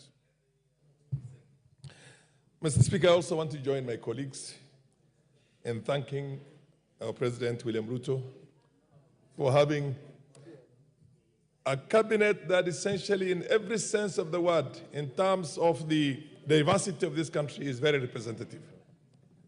Mr. Speaker, I'm very happy for Beatrice, the lady from Turkana. It's a very powerful motivation to the girls, pastoralist girls from my own constituency. Mr. Speaker, I have known Dorcas Odwor for the longest. That is one office that essentially is going to be manned by somebody who is not there just because she's from the female gender, but has the capacity to become one of the best AGs in this country's history. Mr. Speaker, we went through a lot of problems, but I'm very happy the kind of the cabinet we have today and its diversity and the representation of the four corners of this country in every sense of the word. So I want to thank the President once more, and let's move on and build our country. Thank you. Naomi Wako, 1 minute. Thank you, Honorable Speaker. I also congratulate you for the job well done, as I also congratulate the two ladies, Dorcas Agek and Beatrice. I watched them and I felt proud of their performance. They proved to be capable, of the responsibility and the task ahead. And as a woman, I felt proud of their performance. Honorable Speaker, I also want to thank the government, our president, for recognizing the capacity of women in this country and for recognizing them and putting them in different positions. And I am sure these two ladies will perform, and especially the lady from Turkana, because she's my neighbor. I'm proud of her, and I'm sure she will serve this country, and many will be surprised because they will all be effective, they'll be accountable, and they will prove to people that what a man can do, a woman can even do better. Tindi Mwale. You have 1 minute, Baba. Thank you, Mr. Speaker. Mr. Speaker, I also rise to support the report of the appointment committee that has approved the appointment of the two ladies. Mr. Speaker, as you know, there's a popular saying that behind every successful man, there's a lady. So I believe behind the cabinet, the success of the cabinet, if we have more women, we are going to see government performing very well.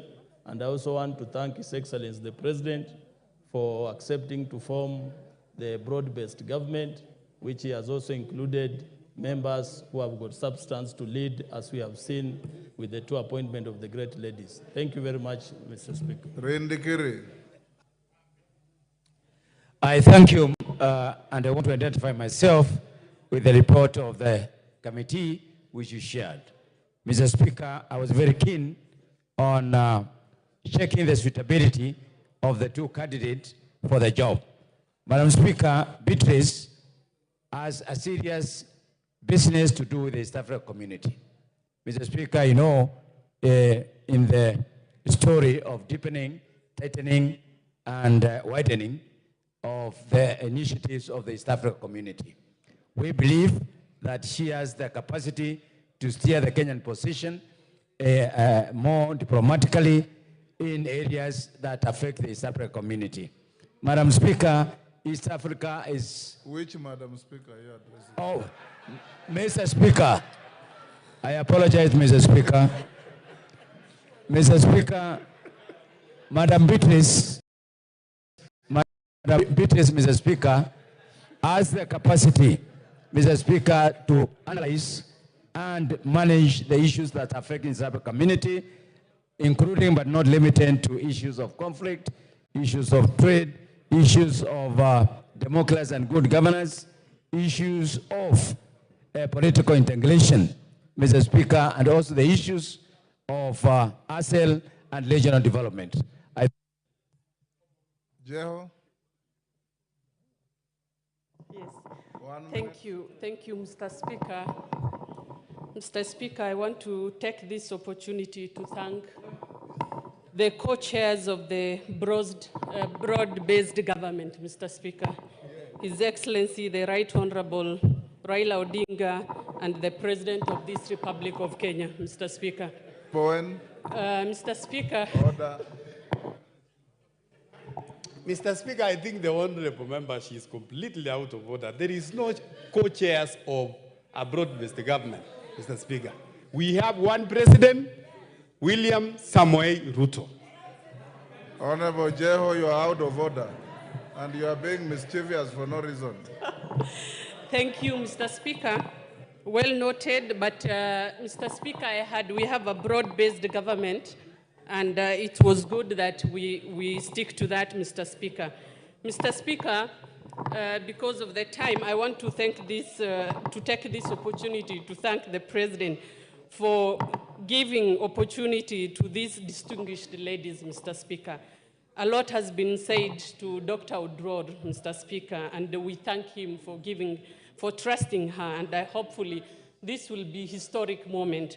Mr. Speaker, the reason why I stood is because of Beatrice Askol, Mr. Speaker, a fellow lady from marginalized community, Mr. Speaker.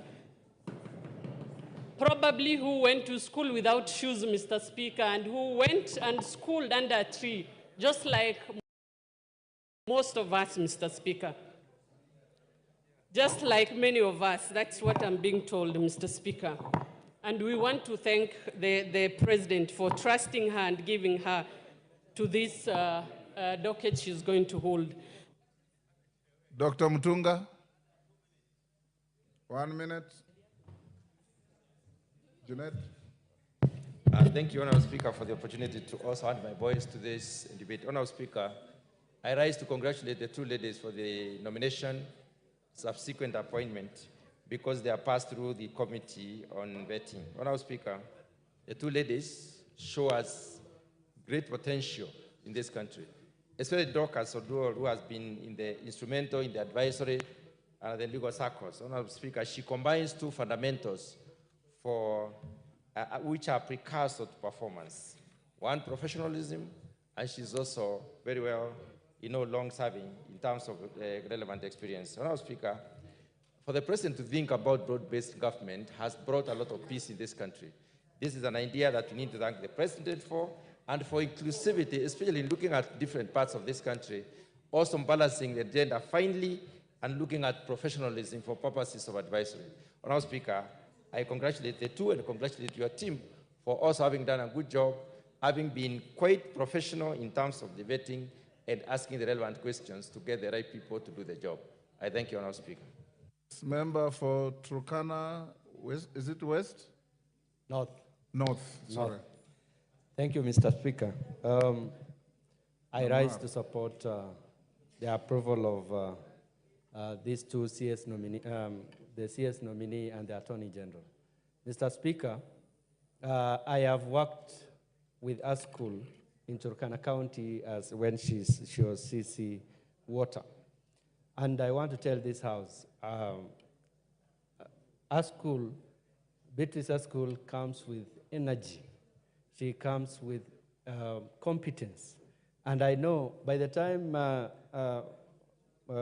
Beatrice's school was leaving Turkana County, she had left behind 160 boreholes dug and equipped. You can imagine that that is contrary to what we found when the county government was coming in place, where we found not more than 50 boreholes in Turkana County. So you can imagine the work she brings to being the cabinet secretary for EAC and regional development. Pareo, 1 minute. Then Emasa, you'll close there, and I'll call the mover to reply. Thank you, Mr. Speaker, for giving me this opportunity to add my voice to support the two ladies.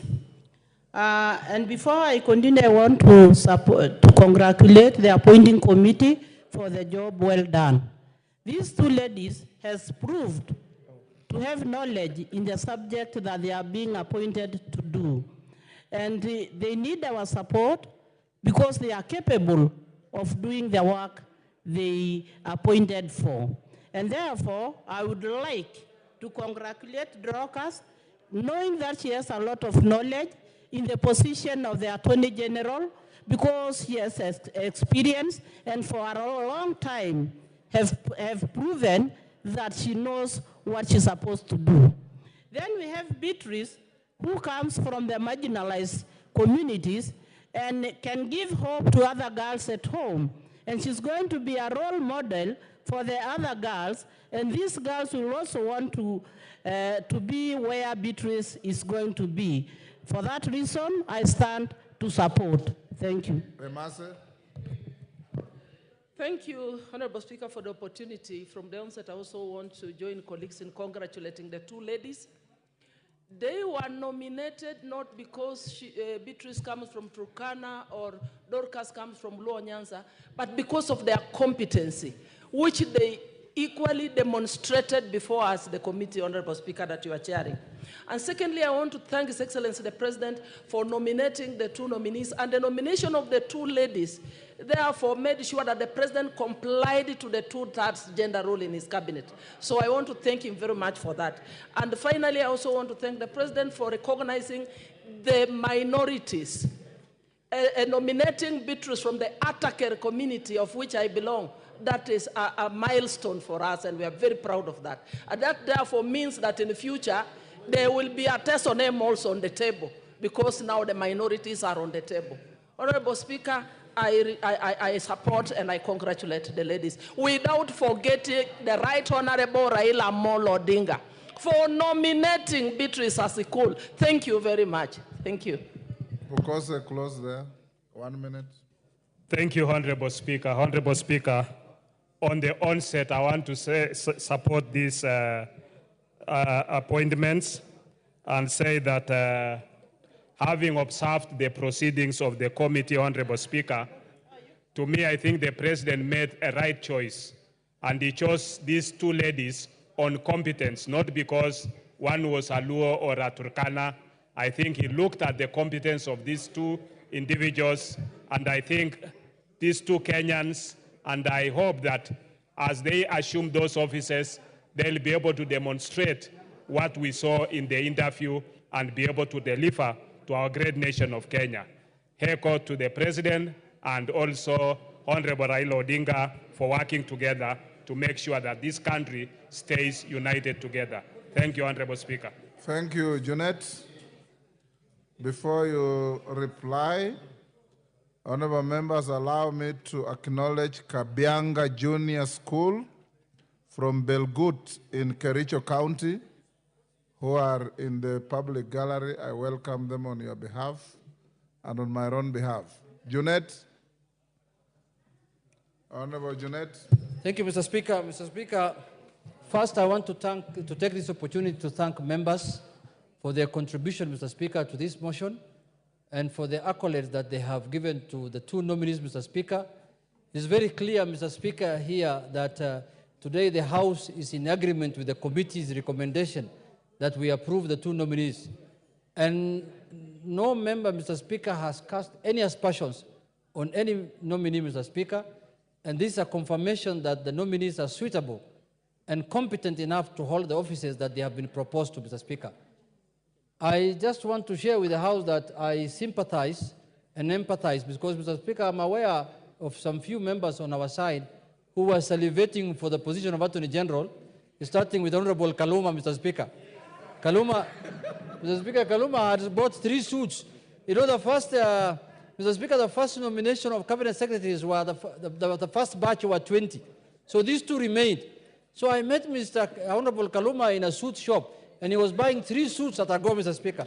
Then I asked him, what is the issue? He told me, I am being nominated as the Attorney General of the Republic of Kenya. Then I told him, okay, let's wait and see. So I had to take him for dinner the day the Honorable, Mrs. Oskul was nominated. I told him, my brother, this is how the world is. Don't worry, your time is coming. Your time will come, and we will celebrate you another time, not now. This was not meant for you. So, Mr. Speaker, I sympathize with him, and I want to tell him that he can use those suits now in the House so that he can help Kenyans, Mr. Speaker, and he can use it as the Speaker's panel, Mr. Speaker. We want to see when Honorable Kaluma is on the chair with those suits, Mr. Speaker, and with those few remarks, Mr. Speaker, I beg to reply. Thank you, Mr. Speaker. Thank you. All the members on their feet, take your seats. Take your seats. Take your seats. Honorable Kaluma, there will always be a better tomorrow. Honorable members, I now put the question, which is that taking into consideration the findings of the Committee on Appointments in its 3rd report on the vetting of the nominees for appointment as Cabinet Secretary for East African Community Affairs and Regional Development and Attorney General of the Republic of Kenya, laid on the table of the House today, Wednesday, 14th August 2024, and pursuant to the provisions of Article 152.2 and 156.2 of the Constitution and Sections 3 and 8 of the Public Appointments Parliamentary Approval Act, Cap 7F, this House approves the appointment of the following persons: Ms. Beatrice Askul Moe as the Cabinet Secretary for East African Community Affairs and Regional Development, and Ms. Dorcas Agik Odong Odwor, Senior Counsel OGW, as the Attorney General of the Republic of Kenya. As many as of that opinion say aye. Aye. Will those of the contrary opinion say nay? The ayes have it. Honorable members, before the next order is called, yesterday we had some serious interest from all of you on the issue of the new financing mechanism in our universities. The Honorable Meli has seen the Speaker this afternoon and expressed a request that there's an emergency, to which I agreed, and he's not here. I want to ask you if you are available for this particular issue alone, since you are going to recess tomorrow. If you are available, I can constitute and convene a Kamkunji on Tuesday morning to discuss this issue before you proceed on your recess. If you are not available, I don't have to. Is it in order? Let me see the level of interest. Those who want to Kamkunji on Tuesday morning, be upstanding so that I see the numbers.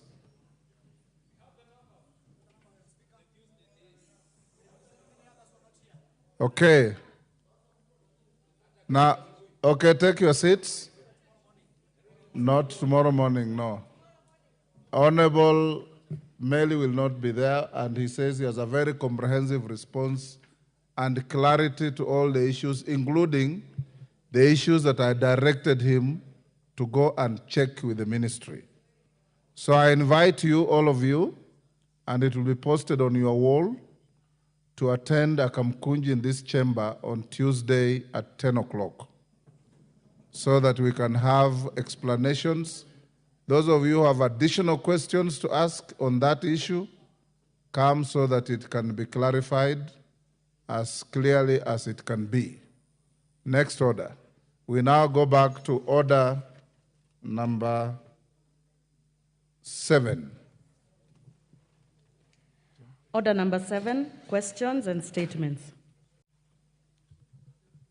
Honorable members, we'll now go back to order number 7, and thank you for the tremendous positive debate and industry on order number 11.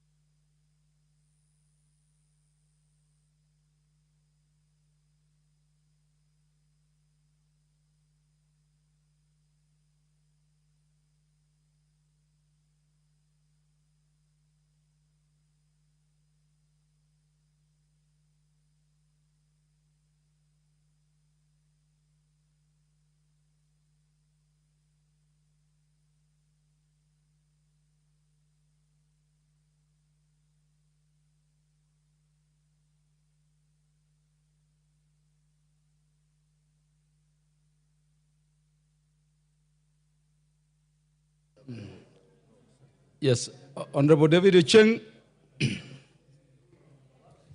Mr. Speaker, thank you so much for the opportunity. Mr. Speaker, I wish to request for a statement regarding the abductions and extrajudicial killings in the country, especially during the just concluded Gen Z demonstrations. Honorable Speaker, pursuant to provisions of Standing Order 44-2C, I wish to request for a statement from the chairperson of the Committee on Administration and Internal Security regarding the ongoing abductions and extrajudicial killings allegedly by police officers. Honorable members, Article 37 of the Constitution provides that every citizen has the right to assemble and demonstrate peacefully. Notably, when the current government came into office, There was a commitment to adhere to the Constitution and the rule of law. Unfortunately, the country continues to witness cases of abductions, some in broad daylight, and extrajudicial killings by police officers, especially during demonstrations against corruption and the high cost of living. It is worrying, Mr. Speaker, that while some of those abductions have been found alive, others have been murdered and their bodies dumped in swamps, dump sites, and mortuaries across the country. Additionally, whereas police officers are required to identify themselves, officers in civilian clothes have, in the recent past, failed to identify themselves while targeting peaceful protesters and abducting citizens across the country. This has caused distress to the families and the next of kin of those affected.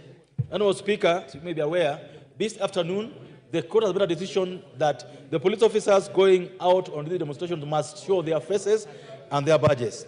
Honourable Speaker, it's against this background that I request for a statement from the chairperson of the Committee on Administration and National Security on the following. Roman 1, a detailed report on the number of people arrested during the demonstrations in June, July, and August 2024, and the offices the said persons offenses that the said persons were charged with. Number 2, a list of the names of those who lost their lives during these demonstrations across the country.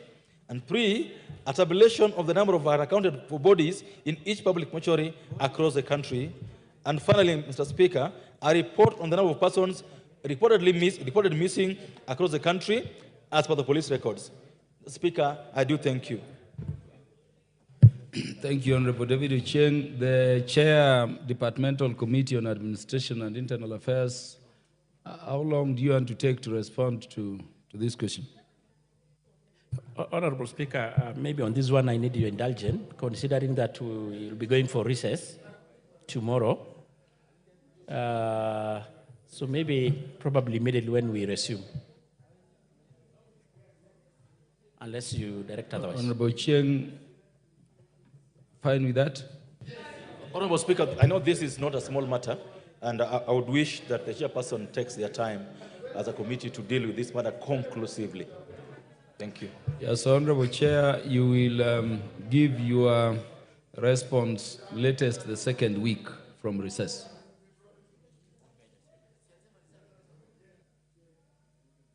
Latest the second week, the last Thursday of the second week, upon the House returning from recess.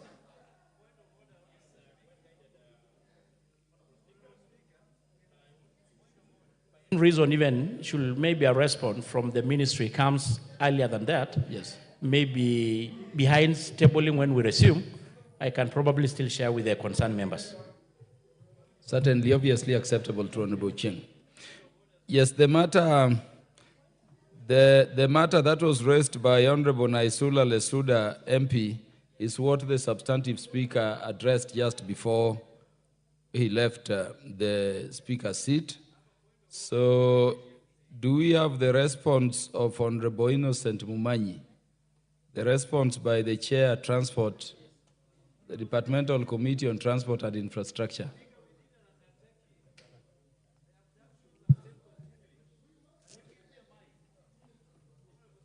Honorable Jared Okello, what is the matter? What is out of order?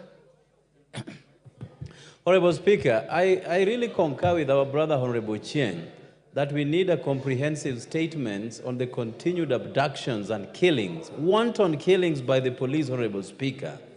Now, we are proceeding on recess tomorrow, so we understand that the responses can only come in about a month plus, Honorable Speaker. But in the interim, if we don't get an undertaking from government that this action will stop, then I'm afraid that by the time we come here to get the responses, we shall have lost more innocent Kenyans, Honorable Speaker. And this is stemming from Article 37 of our Constitution that gives us the latitude to picket, demonstrate, and file petitions to public authorities at will. But somebody wants to gag us so that we don't exercise our democratic rights, Honorable Speaker. Can we have an undertaking that before we get the responses from the government that this is going to stop in the interim, Honorable Speaker?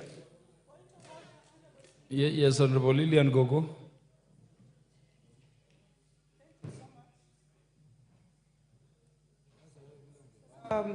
Thank you so much, Honorable Speaker. I think this is a sensitive matter that has been raised by Honorable Ochieng.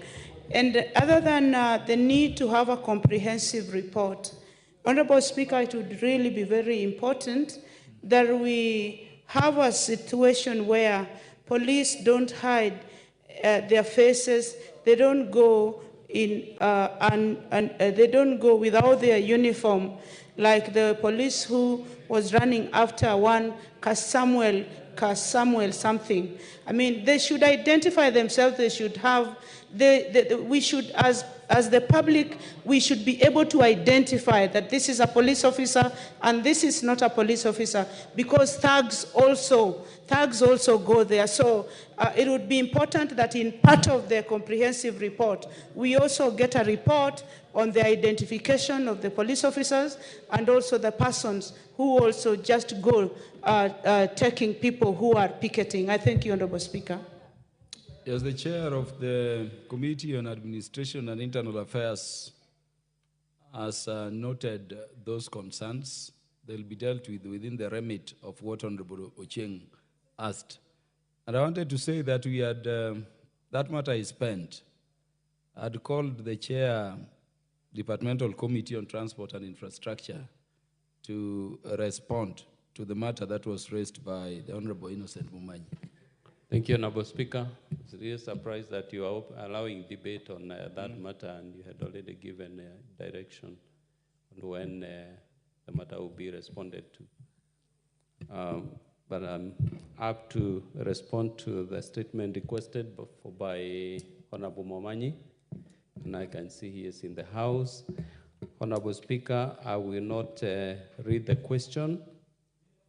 If you allow me, I'll go straight to the response. Honorable Speaker, on Wednesday, 12th June 2024, the member for Bobasi constituency, the Honorable Innocent Mumanyi MP, requested for a statement from the chairperson of the Departmental Committee on Transport and Infrastructure regarding the reconstruction of a collapsed bridge in Nyamache Town, Bobasi constituency. Honorable Speaker, in the statement, the Honorable Mumanyi sought to, among other things, establish why Kera has taken inordinately long to reconstruct the bridge in Nyamache Town since its destruction by flood was reported in May 2023.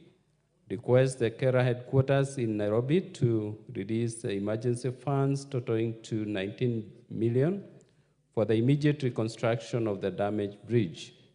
The measures put in place for the reconstruction of the said bridge. Honorable Speaker, the committee met the PS roads on 30th July 2024, and the response given is as follows. Is Honorable Innocent Mumanyi in the House? Yes, yes. Honorable Innocent Mumanyi is not in the House. Oh. Chair, Transport and Infrastructure members ought to be sufficiently interested in the matters they raise on behalf of the people of Kenya they represent. Thank you. There is a member. Because he's not there, I want to direct that you table that response here and get a way of giving him a copy of it so that we can transact other business. Okay, I'm yeah, well just guided. table it. It well lessens guided, your Chair. burden. Yes, Yeah, so table it so that he can get a copy. And then you can also get a way of getting him either to get the response from the parliamentary officers and to take it up from there. Chair, Transport and Infrastructure, you will now respond to the question that was raised by Honorable Stephen Mule, MP. I also can't find him here, Chair. Is Honorable Stephen Mule there? Honorable Stephen Mule, also is not within the House, you will also table that response for them to access as and when they will be back to the House. Respond to the question raised, Chair, by the Honorable Tindi Mwale. Is Honorable Tindi Mwale in the House? Tindi Mwale is the Vice Chair of the Public Accounts Committee. Yeah, take your seat. It is your question being responded to. Honorable Speaker, on Thursday, 2nd May 2024, the member for Butere, Honorable Tindi Mwale, MP, requested for a statement from the chairperson of the Departmental Committee on Transport and Infrastructure regarding the potential infringement of the right to privacy by the National Transport and Safety Authority, NTSA.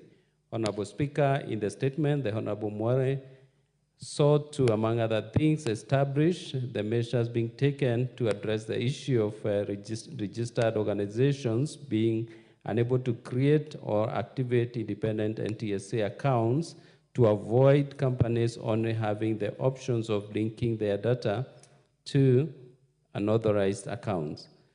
B, steps that have been taken to protect citizens whose accounts are linked to an organization's transactions, given the company's transaction receipts display authorized persons' details instead of the company's details, such as the name, telephone number, email address, and identity card or identity number. And C, the measures that have been established to ensure that the account sub-users with the limited rights on transactions of major accounts do not intrude into the privacy of the authorized person's personal data available on its citizen platform. Honorable Speaker, the committee received a response from the Ministry of Roads and Transport during a meeting held on 30th July 2024, which I now wish to make. One, regarding the measures being taken to address the issue of registered organizations being unable to create or achieve independent NTSA accounts. Two, avoid companies only having the option of linking their data to an unauthorized account. The ministry submitted that NTSA is not considering providing independent organizations accounts since it creates cybersecurity issues and lacks accountability. It is also not possible to know who is controlling these generic accounts at any time.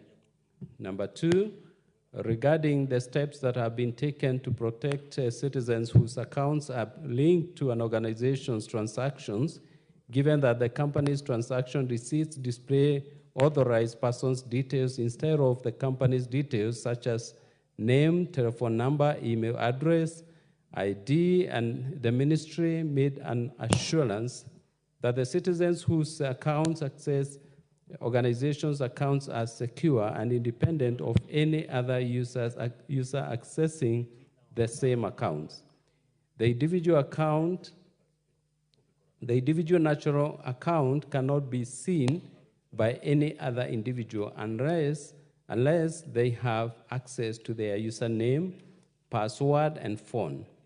The account management within the eCitizen single sign-in allows individuals to only see the details of their accounts and now not that of other users.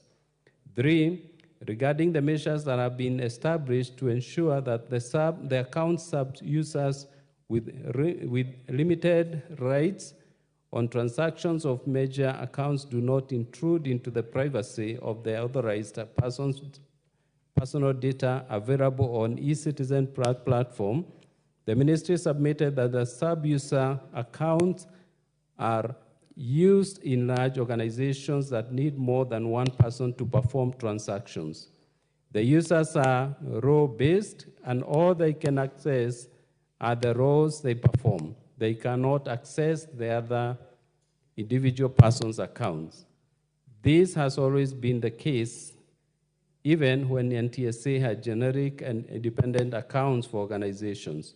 No user can access other user accounts or view each other's accounts profile details.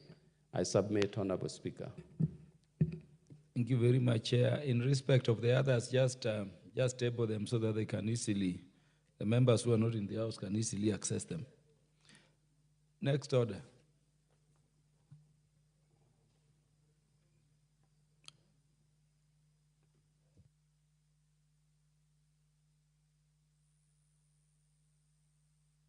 Honorable Tindi, are you satisfied by the response? Yes, Honorable Speaker, I'm satisfied. I'm only waiting for you to give me the chance to move the next order. I'm the Vice Chairman of Public Accounts Committee. So you are satisfied by the response? Yes, coming from the relevant ministry through the chair? Yes, I'm satisfied. So Chair, you are released. You've satisfied all members. So next order now. Order number 12, motion, appointment of a firm to provide external audit services to the Office of the Auditor General. Chairperson, Public Accounts Committee to move. Thank you, Mr. Speaker.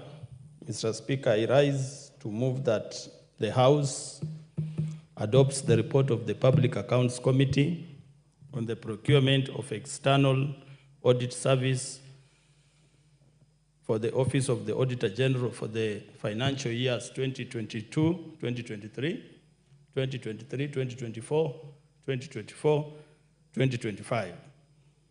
That pursuant to provisions of Article 2264 of the Constitution, the committee recommends that the National Assembly appoints, Assembly approves the appointments. Chair, by way of properly moving, please beg to move the motion as per the order paper, word for word if possible. Then you can make contributions. Okay, thank you, Mr. Speaker. Mr. Speaker, I beg to move that the House adopts the report of the Public Accounts Committee on the procurement of external audit services for the Office of the Auditor General for the financial years 2022-2023, 2023-2024, and 2024-2025, laid on the table of the House on Wednesday, 4th August 2024, and pursuant to the provisions of Article 2264 of the Constitution and Section 43 of the Public Audit Act, Cap 412B, appoints MS PKF Kenya LLP for purpose of providing external audit services to the Office of the Auditor General, OAG, with respect to Roman 1, the accounts of the Office of the Auditor General for the period 2022-2023, 2023-2024, and 2024-2025. And Roman 2, the financial statements for the staff mortgage and car loan scheme for the Office of the Auditor General for the financial years 2022, 2023, 2024, and 2024-2025.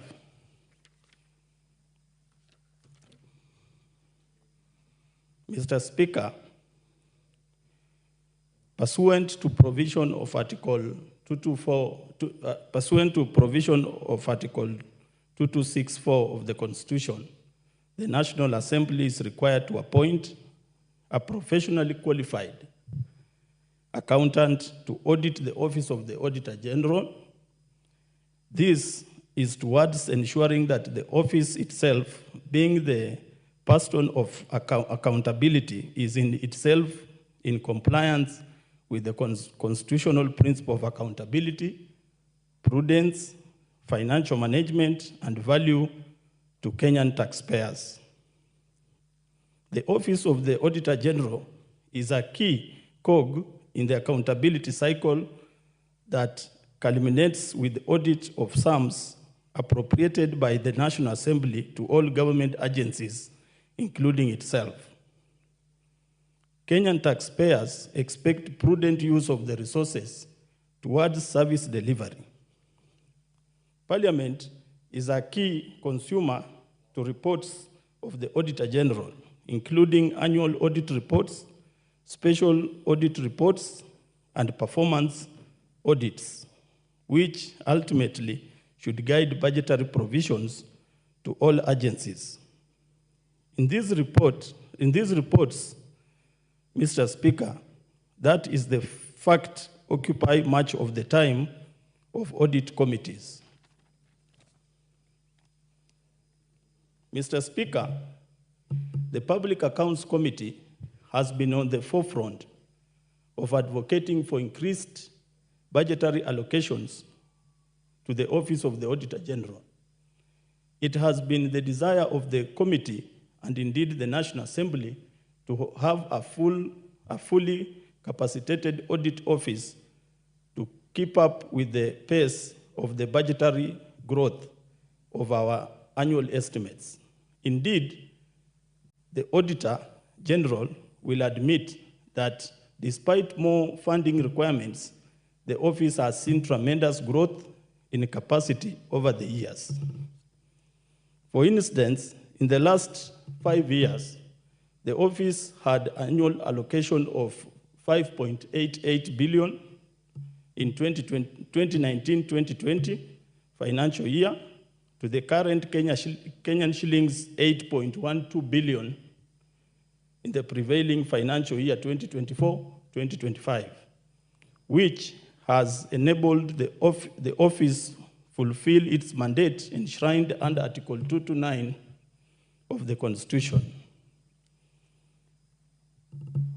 Mr. Speaker, it has been evident that lately the office has indeed used these resources to churn out more reports. The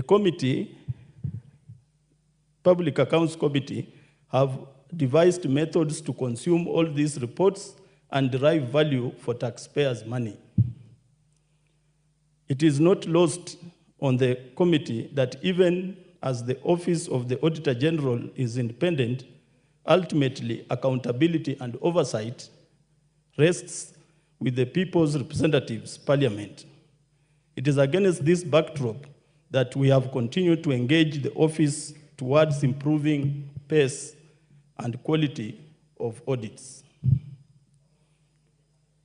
Mr. Speaker, from the foregoing and in compliance with provisions of Article 2264 of the Constitution, the committee received a recommendation of award to tender on the procurement of external audit services.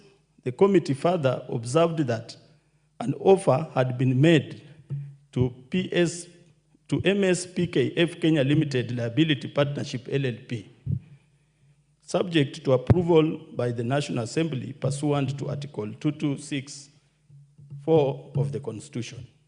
Mr. Speaker, I want the House to note that the genesis of this report is based on Article 2264, which gives the National Assembly the right and mandate to appoint a qualified accountant firm to monitor the operations and functions of the Office of the Auditor General.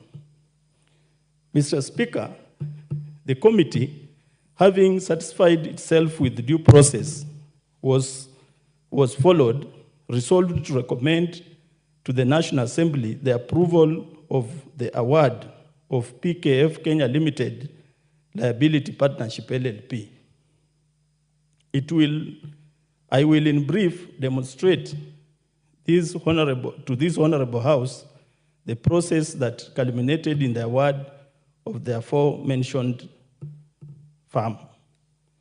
Mr. Speaker, in fulfillment of Article 2264 of the Constitution, the National Assembly tendered through request for proposal for provision of external audit services to the Office of the Auditor General.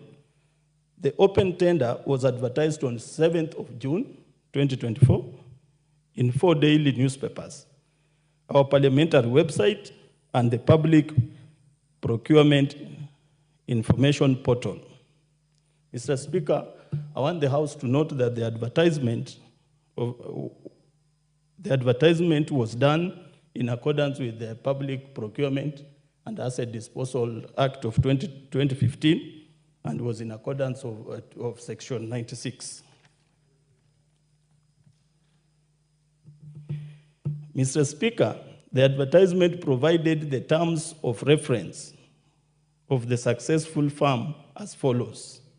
A, conducting independent audit of the organization's activities or operations in line with the international standards on accounting and international financial reporting standards and guidance by Public Sector Accounting Standards Board. B, expressing of opinion on whether the financial statements are prepared in all material aspects in accordance with applicable financial reporting standards and frameworks, whether the organization has maintained proper books of accounts, and whether the accompanying financial statements give a true and fair view of the financial position of the Office of the Auditor General. Reviewing and elevating the organization's internal control and risk management system, and advising management and board in adequacy / effectiveness of the system and proposal of this improvement. Reviewing adequacy of the organization information system and infrastructure. Providing any other value addition services consistent with the audit of the organization. The tender submission and opening date was on 18th of June 2024 at 11 a.m. The tender required bidders to submit separate technical and financial bids. A tender opening committee was formed by the audit accounting officer on 13th June 2024 pursuant to Section 78 of the Public Procurement and Asset Disposal Act 2015 to oversee the tender opening process. The following two firms responded by submitting their bids. Bid number 1 was the firm of PKF Kenya LLP. Bid number 2 was Nelson and Francis LLP. An ad hoc evaluation committee was appointed by the accounting officer on 13th June 2024, pursuant to Section 46 of the Public Procurement and Asset Disposal Act 2015, to evaluate the bids submitted by the two firms. The evaluation committee concluded the evaluation exercise on 3rd July 2024 and submitted an evaluation report to the head of the procurement function as per the provision of the Public Procurement and Asset Disposal Act 2015, paying respect to Section 46. During evaluation, Nelson and Francis LLP was disqualified at the preliminary and mandatory evaluation stage for reasons specified in our report, including tax non-compliance. As you know, Mr. Speaker, tax compliance is a mandatory requirement in any procurement in this republic. PKF Kenya Limited met all the preliminary and mandatory and therefore proceeded to the technical second stage of the evaluation, which it scored an average of 80%, which was above 75%. This is when you combine the financial plus technical scores. It scored 75%, which was 80%, which was above 75%. Further, procurement procedures as elaborated in the report ended in award to the firm at a tender cost of Kenya shillings 25,565,235 Kenyan shillings. A notification of intention to enter into a contract was issued to the firm subject to approval of the House. It is this approval that this committee seeks from this honorable House, Mr. Speaker. Mr. Speaker, during interrogation of the process by the committee, it emerged that it has been usual for very few firms to bid for the bid, and this time was no exception. With only 2 bidding. The apparent reason for this state of affairs has been that most of these independent audit firms shy away from professional distance, having been engaged by the Office of the Auditor General in other outsourced engagements. The committee's decision was, however, constrained with this fact, as the procurement laws were all adhered to. Mr. Speaker, the firm has previously been engaged by the National Assembly, that's the firm of PKF, and we are in fact waiting for its report for the preceding years. And the committee will submit this report to this House. The committee, we commit to provide thorough oversight to this important office towards improving its operational efficiency and obtain value for money for every coin appropriated by this House. Mr. Speaker, this report is basically straightforward and a brief one, and I therefore wish to request the House to adopt our report and approve award of the audit services to PKF Kenya Limited. Mr. Speaker, in a nutshell, just to conclude before I request my colleague, Honorable Undo, to second, the genesis of this report is Article 2264 of the Constitution, which gives the powers to the National Assembly to appoint a qualified accounting firm, and this firm is going to audit the operations and efficiency of the Office of the Auditor General. As you know, for us to have effective use of our taxpayers' money, we need to have a strong and robust, efficient accounting firm. This accounting firm is the Office of the Auditor General. We appreciate the report and the work of the Office of the Auditor General, but we want to have an independent firm that is going to help this House and Kenyans in general to audit the operations of the Office of the Auditor General. And that's why I'm pleading with the House to accept this report and accept that the PKF Kenya LLP begins its work of auditing the operations and efficiency of the Office of the Auditor General.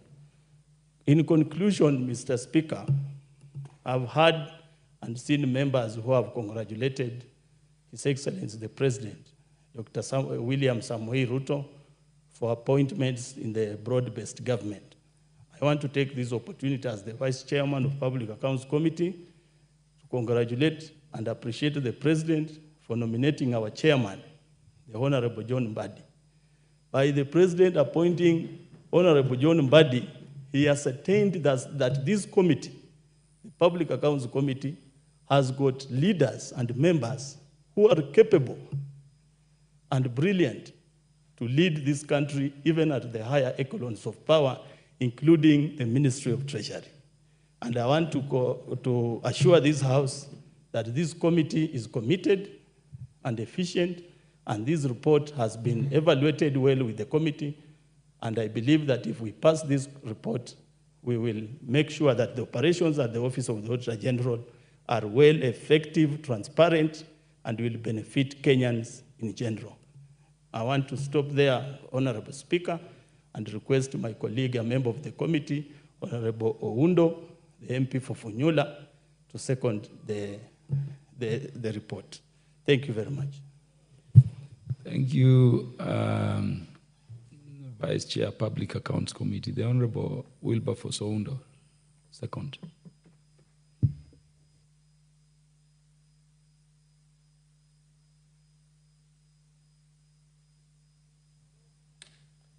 Thank you, Honorable Speaker.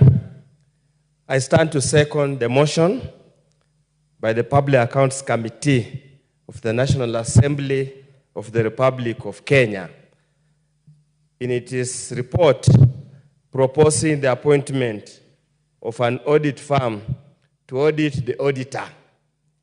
Honorable Speaker, this House, by dint of the Constitution of Kenya, appropriates funds to the Office of Auditor General as required under the Constitution in order to enable them undertake the works or assignment mandated to them under the Constitution and the relevant Act of Parliament.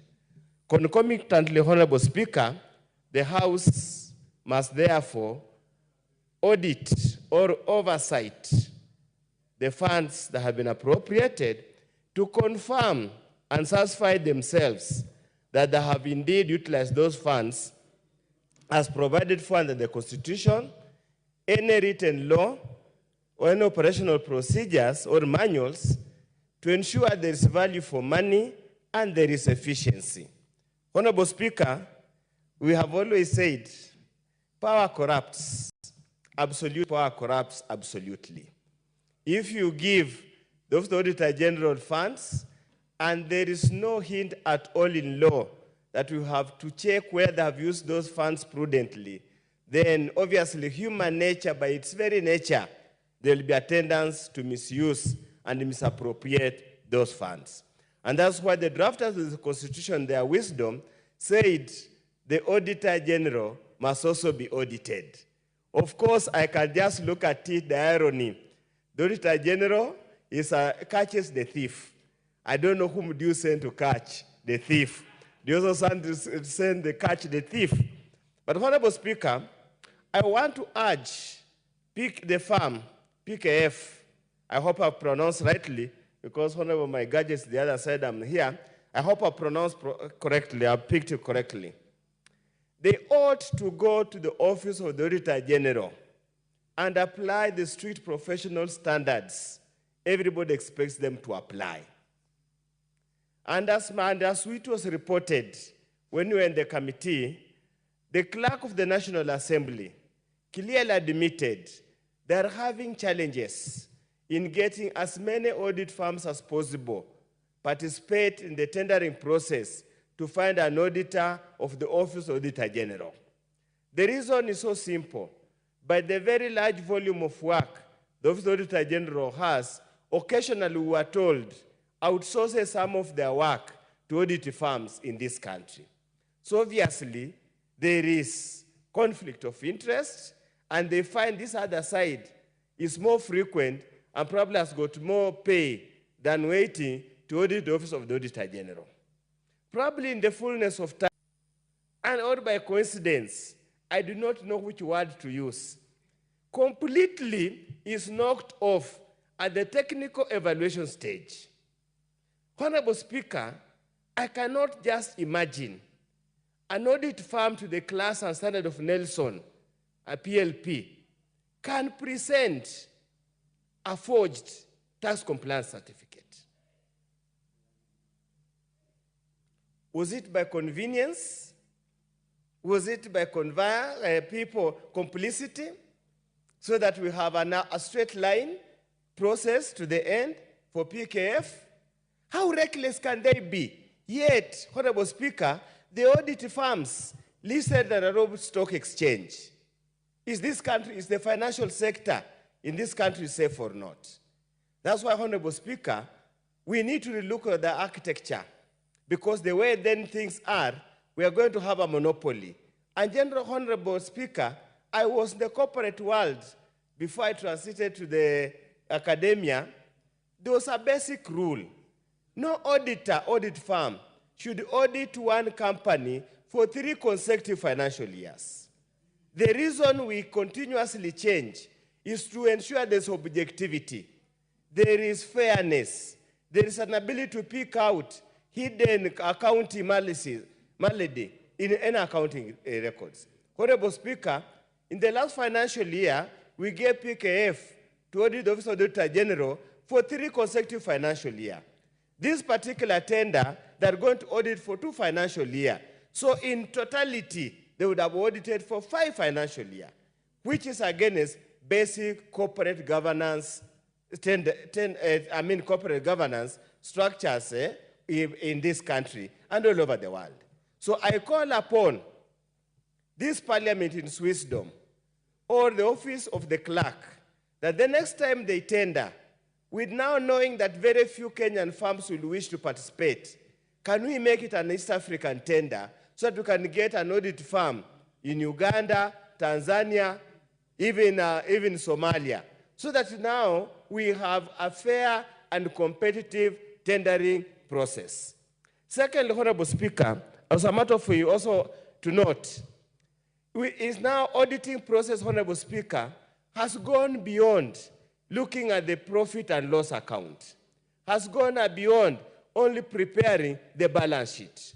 Honorable Speaker, auditing has gone out the way to look at the systems, operational system, standing operation procedure. Is the Office of Auditor General adequately resourced to undertake their tasks? Very many cases, Honorable Speaker, they are not.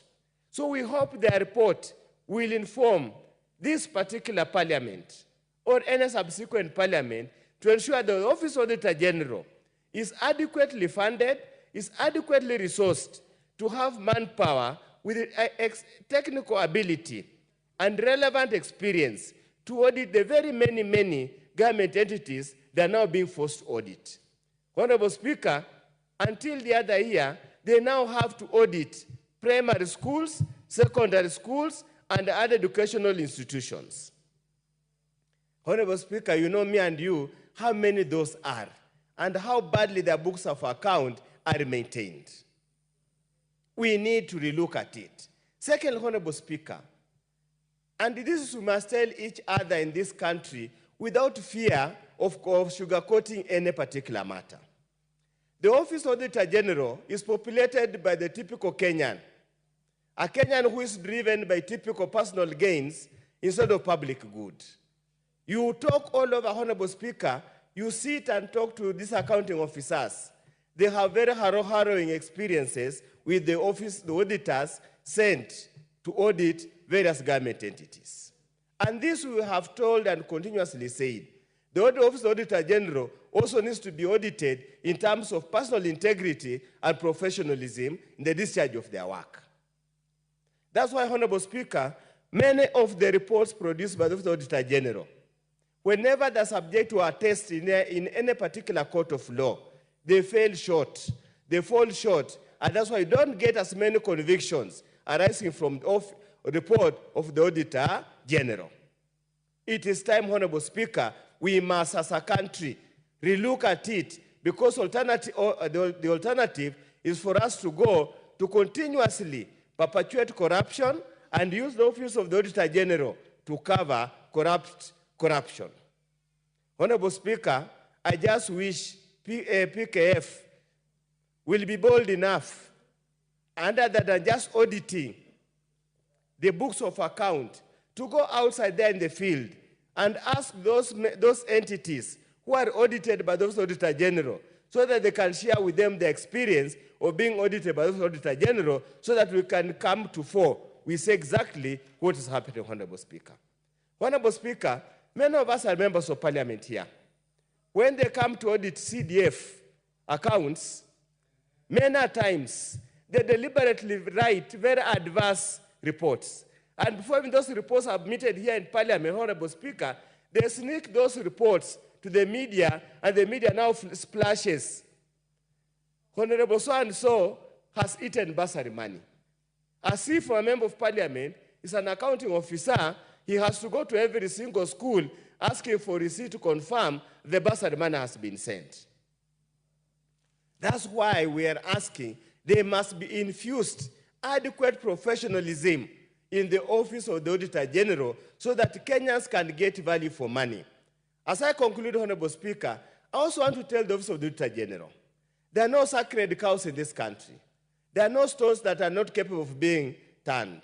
They must go outside there and pick out the rot that is at the starting at the county governments, as well as the national government, and all over.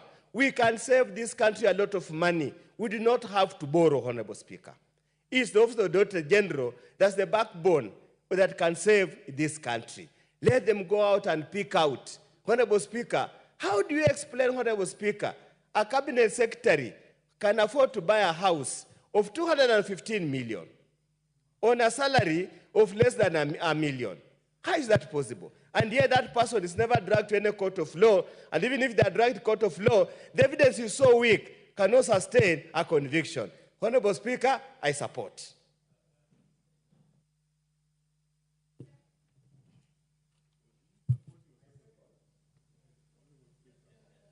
The Honorable Tindi Mwale and the Honorable Dr. Wilberforce Oundo confirmed to us that, did you second? For record purposes, I second. Yes, sir. Yes, so I was saying your contributions in moving this particular motion confirmed to us that the institutions of Parliament will always outlive whoever the member is in them. We don't feel the Honorable John Badi is now not the chair of Public Accounts Committee. Congratulations.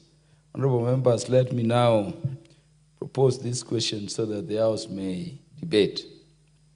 And I propose the question that this House adopts the report of the Public Accounts Committee on the procurement of external audit services for the Office of the Auditor General for the financial years 2022-2023, 2023-2024, and 2024-2025, laid on the table of the House on Wednesday, 14th August 2024, and pursuant to the provisions of Article 226, Sub-Article 4 of the Constitution, and Section 43 of the Public Audit Act, Cap 412B, appoints Messrs. PKF Kenya LLP for purposes of providing external audit services to the Office of the Auditor General with respect to 1, the accounts of the Office of the Auditor General for the period 2022-2023, 2023-2024, and 2024-2025, and 2, the financial statements for the Staff Mortgage and Car Loan Scheme of the Office of the Auditor General for the financial years 2022-2023, 2023-2024, and 2024-2025.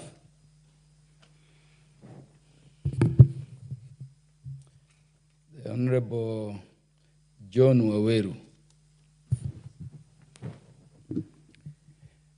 Mr. Speaker, I thank you. I'm also very pleasantly surprised to have gotten the pole position to be the first one to speak on this one. And Mr. Speaker, allow me to just commend the format in which this report has been moved. The mover has done a beautiful job. The man supporting this, Dr. Oundo, we all know the quality of debate that Dr. Oundo brings to this House, has also supported and seconded this report very ably, informed the House and informed even on the processes that they have taken to get us to where we are. Mr. Speaker, I stand to support this report. I stand to support this report because I do believe that this committee has ably applied itself before they presented this report to the House. And allow me at this juncture, Mr. Speaker, to also take this opportunity to congratulate the Honorable John Bandi, a long-serving member of this House who was also chairing this committee, and I'm sure he was part of this process, and I need to congratulate him for his new appointment at Treasury as the minister in charge of the affairs. Mr. Speaker, the Public Accounts Committee has laid before us a very important report. And I would like to take some time to just appreciate the process that they undertook as provided for by the Constitution.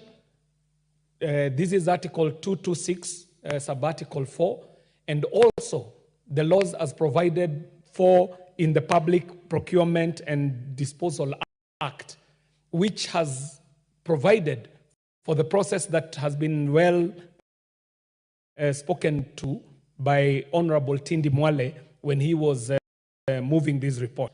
Mr. Speaker, these are the things I'd like to say about this procurement of an external auditor who is needed to come to audit the accounts of the Office of the Auditor General, who is also required to check into the financial statements for the staff mortgage and the car loan scheme at the Office of the Auditor General, and who is required to basically audit the auditor. Mr. Speaker, if we are satisfied that the process that was undertaken delivered us the right people, who are the PKF, then we must task them to do the work that they are required to do. Mr. Speaker, if it is so, as has been reported by Dr. Undo, that the process of procurement is becoming either inefficient or not delivering the right people, then, Mr. Speaker, I think it is at this point that this House must say that the process of the procurement of an external auditor for the Office of the Auditor General needs to be rechecked. The issues that have been raised here are critical, Mr. Speaker, that it cannot be coincidence or by design that the people who are up against PKF found themselves falling into some very technical issues which are bordering even on matters of integrity. The presentation of fake certificates before a vetting entity for an auditor should be a matter that should raise the eyebrows of this House, Mr. Speaker. As it has been said, this auditor is required to audit the auditor who audits other auditors who audit the books in this republic to ensure that there is prudent use of public finances in this country. So if there is a blemish on the process which was undertaken, then we know that the product is only as good as the process. So if the matter of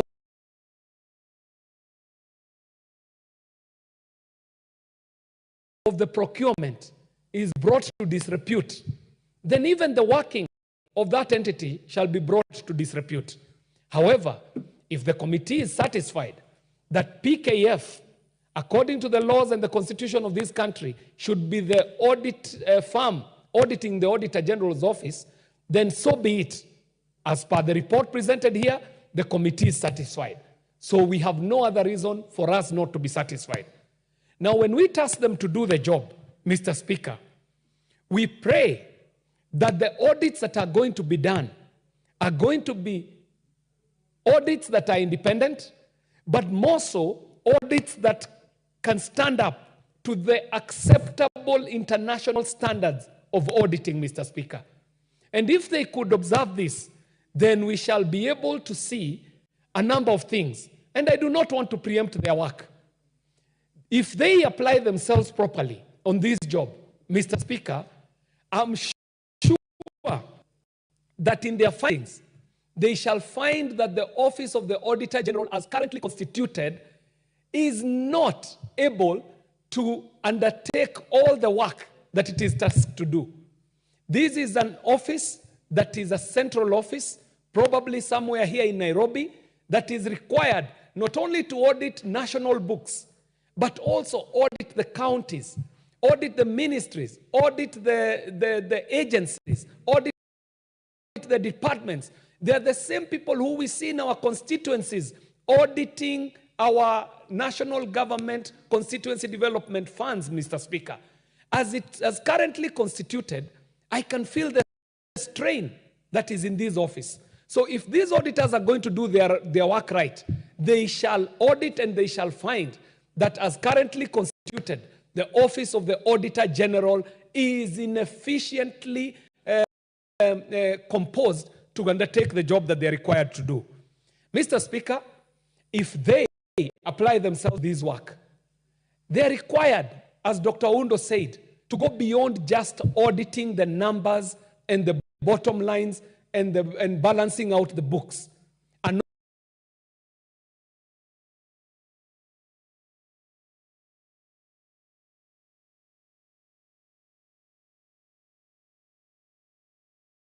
bottom lines and balancing out the books. An audit today requires for a system audit.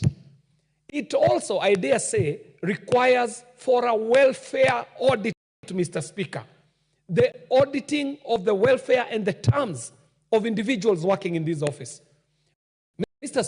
Speaker, on one occasion, I happened to sit next to the former Auditor General, a very esteemed Kenyan, Mr. Ouko, on a flight from Mombasa coming back to Nairobi. Mr. Speaker, I was shocked with what I heard. I came to learn that anybody serving in the office of the Auditor General enjoys no perks and enjoys no other terms after their retirement, Mr. Speaker. A person sitting in such an esteemed office is not sure of how they shall pay their hospital bills when they leave office. They are not sure of how they shall take care of their welfare when they leave office. Such a critical office. Mr. Speaker, tell me, why would such an individual not be tempted to get into matters that would bring integrity questions? If they know that they are sitting in such a powerful office, but they shall retire to a retirement that has no perks and they do not enjoy any welfare terms after they retire office, I'm sure if PKF apply themselves onto the audit of the welfare and terms of the people holding this office, they shall find that this country is doing a great disservice for not offering the right welfare and the right terms for holders of such an important office when they retire. Mr. Speaker, if this audit firm applies itself accordingly, they shall find that within their rank and file, there are auditors who have bad manners, Mr. Speaker. Some who will go and bully the people who are being audited, Mr. Speaker. And some of them are being bullied for no other reason other than rent seeking, Mr. Speaker. I shall not want to talk beyond that about that, Mr. Speaker. Mr. Speaker, finally, if PKF applies itself on the job, they shall find that there is work to be done in the counties, Mr. Speaker.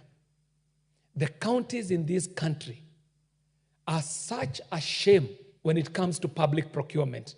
And Mr. Speaker, because I see my time is running out, allow me to add this final point, that just as the Office of the Auditor General recognizes that it requires external experts to undertake its job, the government of Kenya also needs to wake up to the reality that they need experts to come and support them in areas where they have weaknesses. One of the biggest areas of weaknesses in this government is the area of communications, Mr. Speaker. The Kenya government ought to do what the Office of the Auditor General is doing by bringing in external professionals to come and assist them in doing the job. The government of Kenya needs to professionalize its communication, just as we are seeing the Auditor General relying on professionals to undertake their job. Mr. Speaker, the communication in government requires such professionalization so that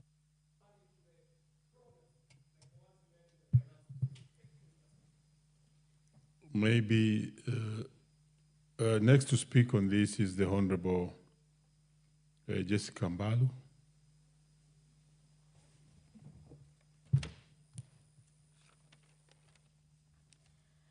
Thank you, Mr. Speaker, for the opportunity.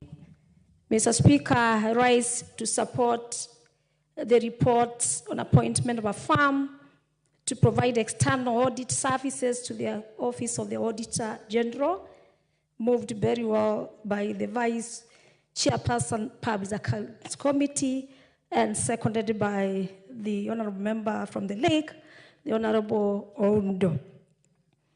Mr. Speaker, allow me to say that the Public Accounts Committee has been chaired by the Minister, the CS for Treasury, Honorable Bandi. But today I must say now that the report has been moved by the Honorable Tindi Mwale MP, the Vice Chairperson, and I want to quote for the purpose of our standing order that badala ya Musa ni Hussein. So I really think the Honorable Tindi Mwale, no, you are the acting chairperson, Public Accounts Committee. Mr. Speaker, for the last term, I was the Vice Chairperson of Public Accounts Committee. and I know what auditing is. I do understand how important is the Office of the External Audit to the Auditor General is important. Mr. Speaker, having listened to the committee report, all the processes have been followed in terms of procurement of one Miss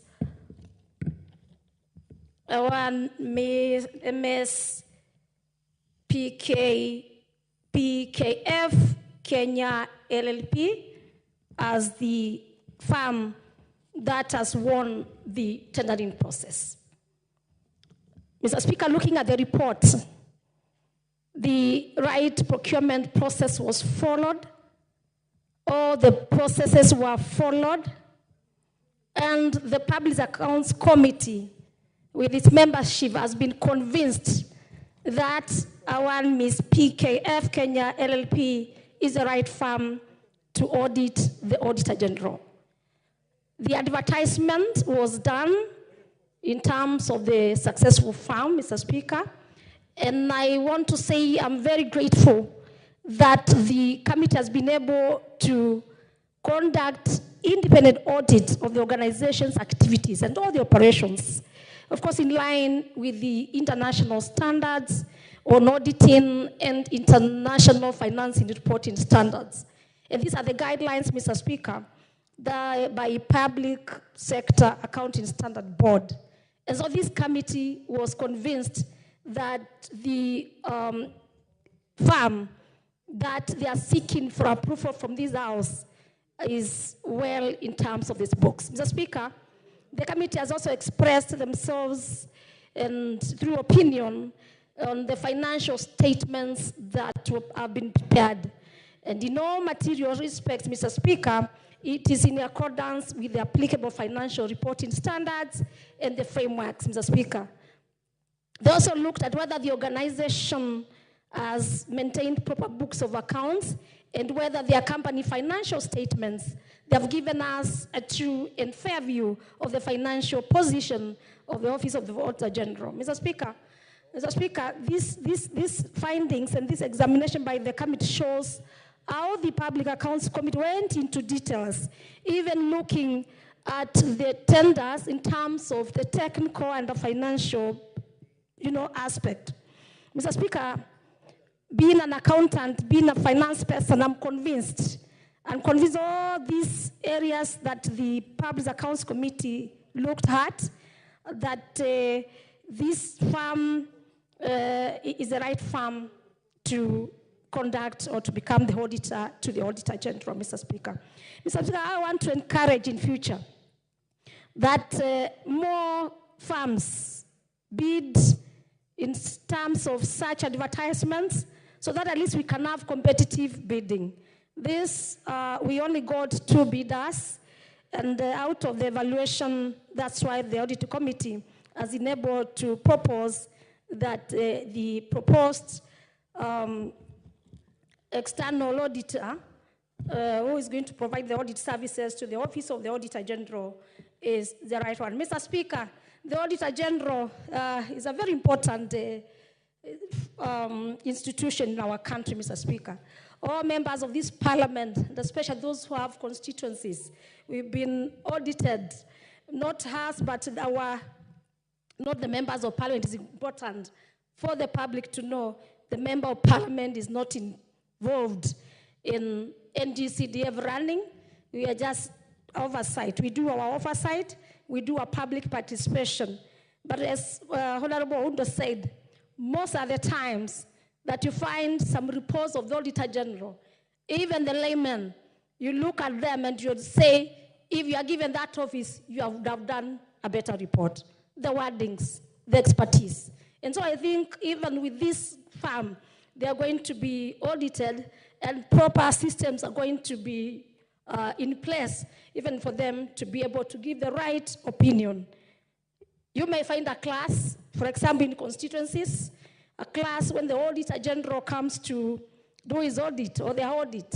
Maybe a class that is being constructed through the NGCDF board is 80% complete. And the statements that they will make, they will say not complete and paid, or not complete within the time. Mr. Speaker, I think it is important for Auditor General also to be audited and taught on now and through this firm, because this firm seems to be a very experienced firm that they can also learn and also be able to do their auditing process. Mr. Speaker, the tender committee, which was appointed by the accounting officer, Mr. Speaker, on the 13th of June, is in pursuant to Section 78 of the Public Procurement and Asset Disposal Act to oversee the tender opening process, did its work, and the committee was satisfied. This is within the Procurement Act, which this House has passed, Mr. Speaker. Mr. Speaker, I don't want to speak a lot because the report is self-talking. In fact, given all the areas that they looked at, the advantages that the auditor to the Auditor General will be bringing to this country, and to, of course, for prudent use of our money.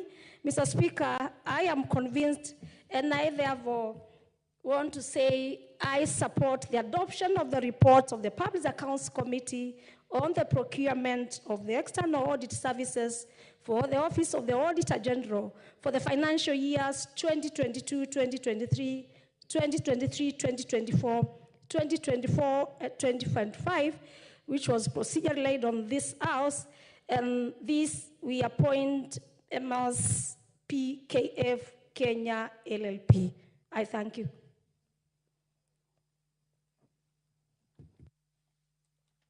Very well. The Honorable Ferdinand Wanyonyi. Mr. Speaker, thank you for the chance to just have a look at this report by Honorable Tindi Mwale. Very, very extensive, very elaborate, and of course, seconded properly. I think I'm a bit disappointed, Mr. Speaker, that this is what's coming at this stage. First of all, the auditor to the Auditor General, I would have expected, because there's a lot of eagerness to get jobs done, what have you, that they expected at least to get 2 or more than 2 applicants at least. We would have talked about 10 or so, because there are so many auditors in this country. And I'm just looking at it, and just 2 of them seem to have applied, and one of them has applied 2, and 1 was taken. And therefore, I think there's much more than it meets the eye. And I think it's important because for us, there's value for money, and we need to know exactly what is happening to the money. That the Auditor General is actually checking, because we have a lot of misuse. We have a lot of people who are very miscellaneous in terms of usage of funds that actually this House approves on occasional, or no departments actually, or ministries. But now, my question is, and I'm a bit upset, only 2 companies actually applied for this job, and 1 was taken. And there are a lot of question marks only on the so-called PKF. Again, a lot of questions about the qualification of the same. And of course, now we are looking at it and say, look, is it right that there's this money that we are going to spend on this particular external auditors? Is it worthy or not? Secondly, it's also fair that I think even Auditor General should have an internal audit, a department that actually audit whatever transactions that have taken place. And I don't know whether it is there, and if it's not there, then I think again it's something that this House must actually be brought to account. And I want to ask the Honorable Tindi Mwale's group to be able to look at it. Do they have the internal audit in the office of the Auditor General. If there's none, we should have that creation. And of course, when you advertise, I would have expected more than 10 companies actually coming forward, the Speaker, to participate in this particular, as only one or two of them actually came forward. And therefore, I think there's much more than it should be.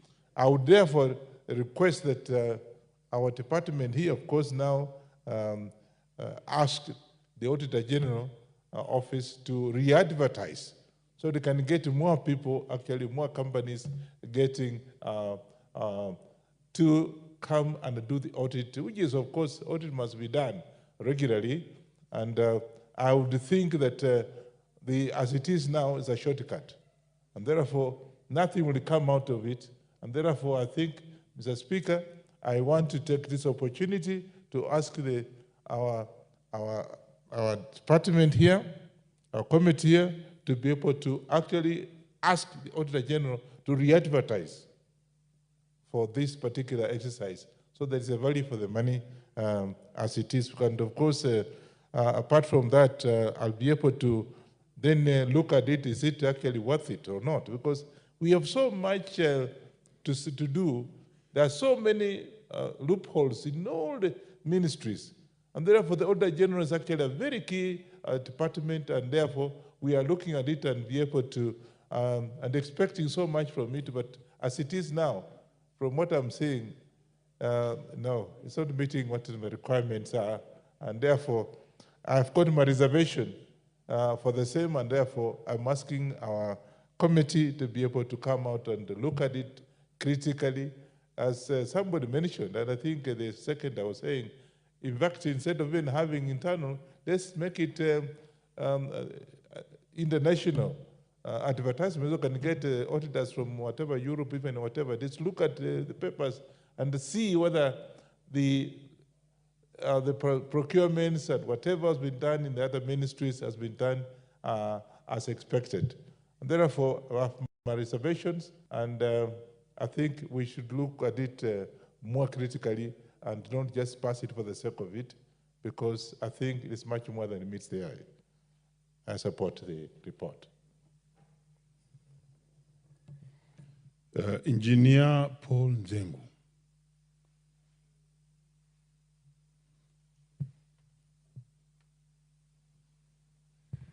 Thank you, Mr. Speaker, for allowing me the opportunity to make my contribution on the report that has been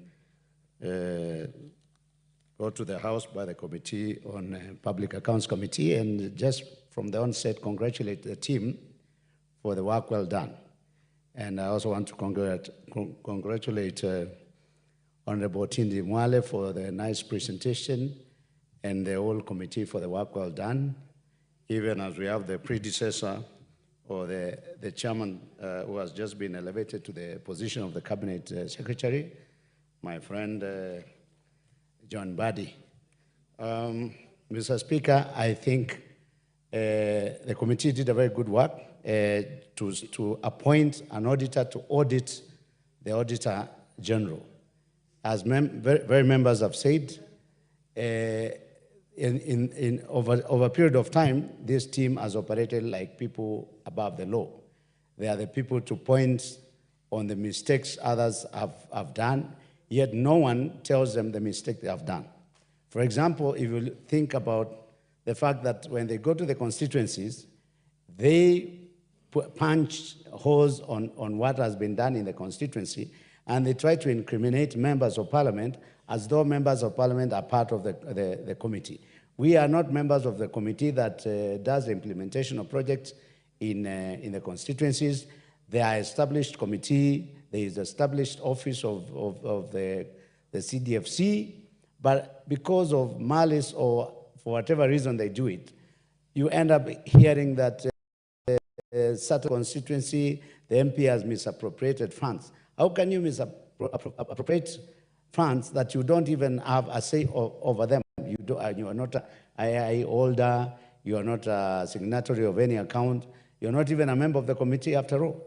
So I want to appreciate the work that has been carried out by that committee, and even for the appointment of FKF Kenya LLP, the auditor that has been appointed. Well, it's like other members have said, when you only have two competitors, you don't know whether the threshold for the professional requirement for appointment of such a level of professionals has been met. But yes, of course, when tender is floated and only a few people apply, then it is the right of those who have applied, whether it is one or two, to be awarded as long as they meet the minimum criteria. So I want to also then appreciate that PKF has been appointed to carry that duty or assignment. And it's not an easy assignment because you're dealing with professionals and people that have been in that business for a long time, and they have perfected the skills of doing it. So when you try to unearth, sometimes when people are being audited, they even try to hide certain information. So I know it's not going to be a walk on the park, but then I hope and believe that the committee found them to be beyond reproach and capable of doing the activity or the assignment that has been assigned to them. And with those few remarks, I support. Thank you, Mr. Speaker. The Honorable Dikiri Mugambi. Give me the mic. Thank you. Mr. Chairman, Mr. Speaker, I tried to access. I forgot there was a different card I was given, and I didn't change my password. Mr. Speaker, I rise to identify myself with the report that has been tabled, whose subject matter is the appointment of Mr. PKF Kenya LLP as the external auditors for the Auditor General of the Republic of Kenya. Mr. Speaker, the importance of Auditor General is very central in managing the utilization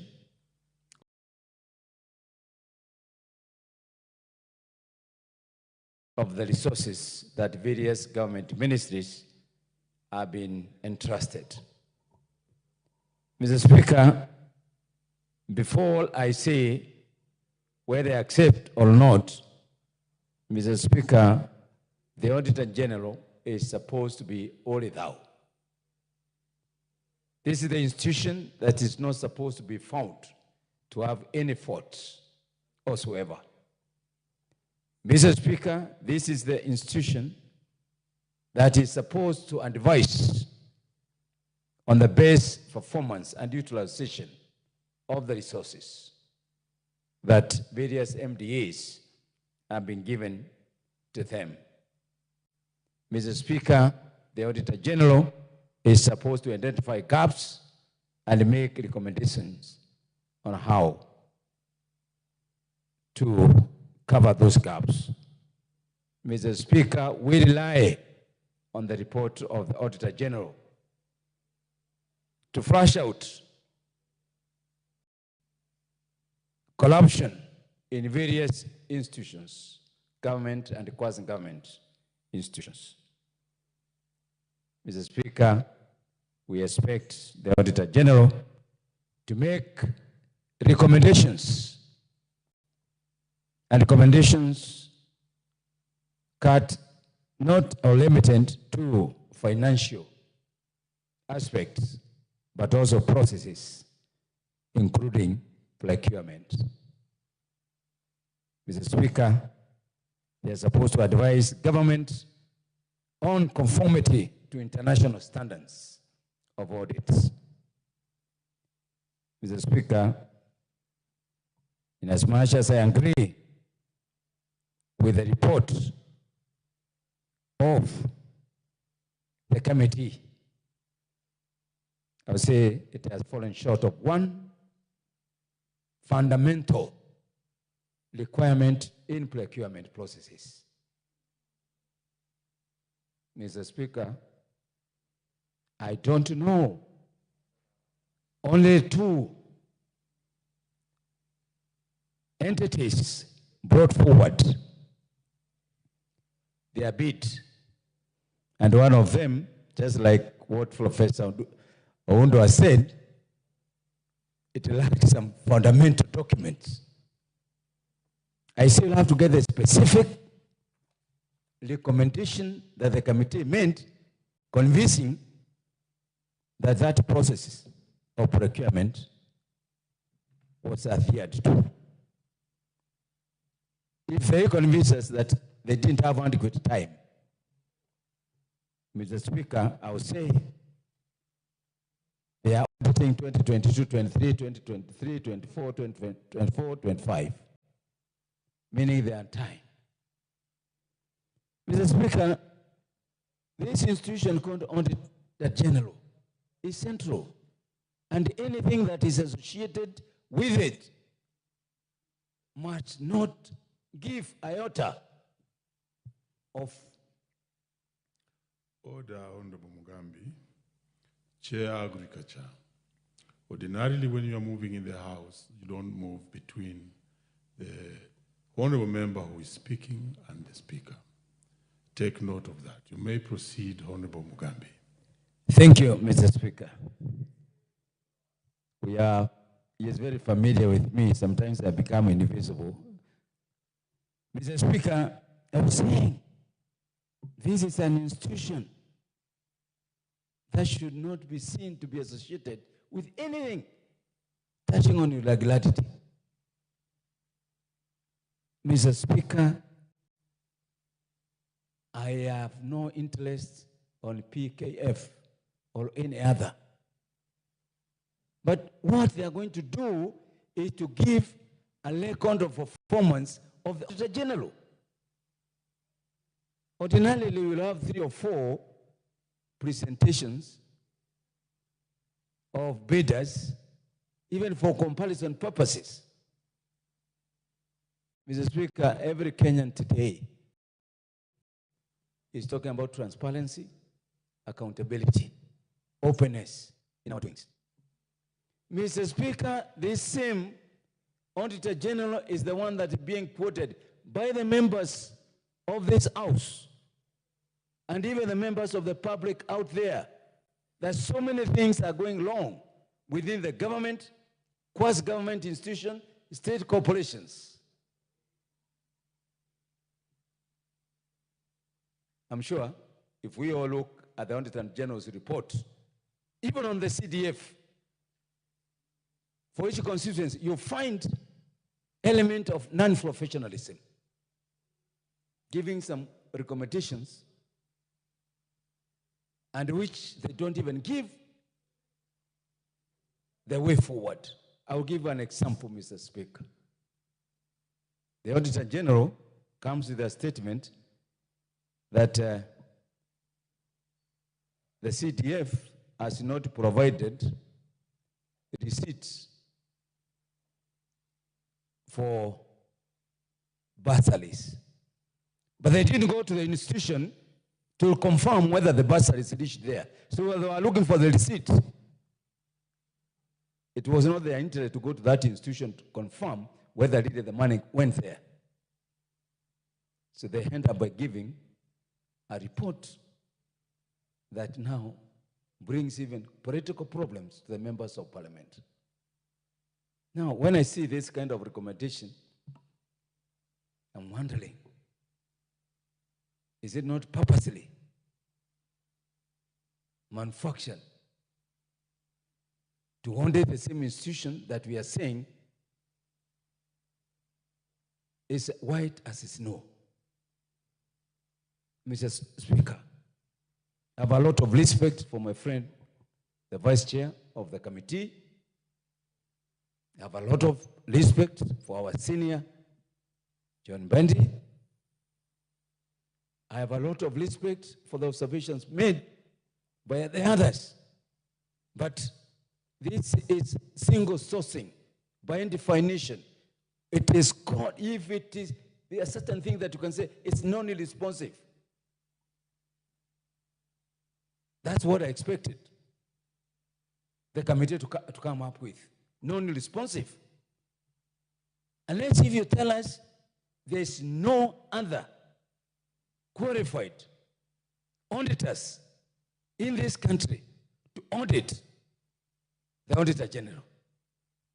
Mr. Speaker, we are in the same report, same company, last year.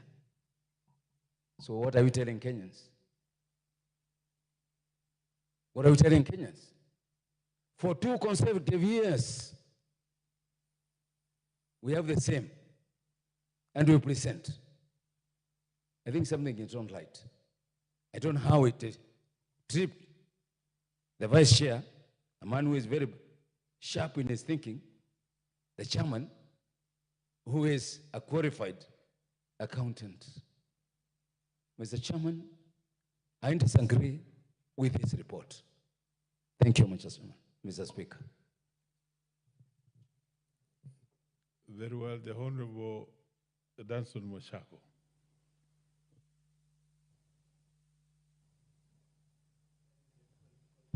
Thank you, Mr. Speaker, for giving me an opportunity to contribute to this important bill.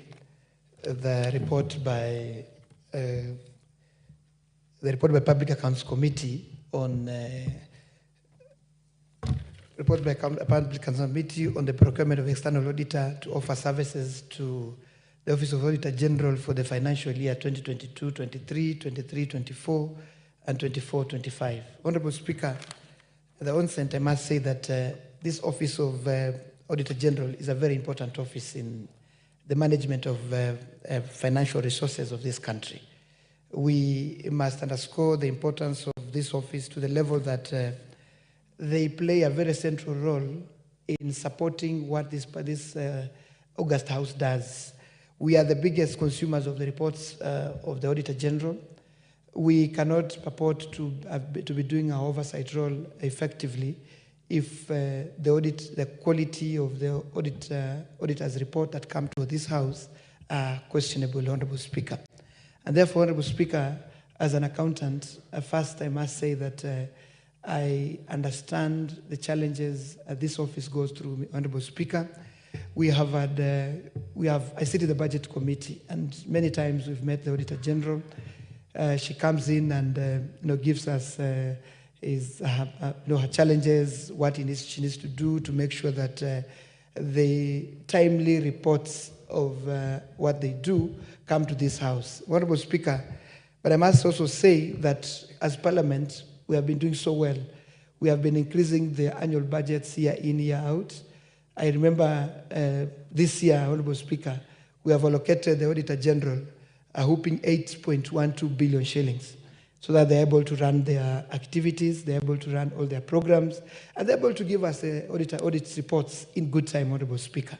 And therefore, I want to say that I'm expectant that the Auditor General will do a good job.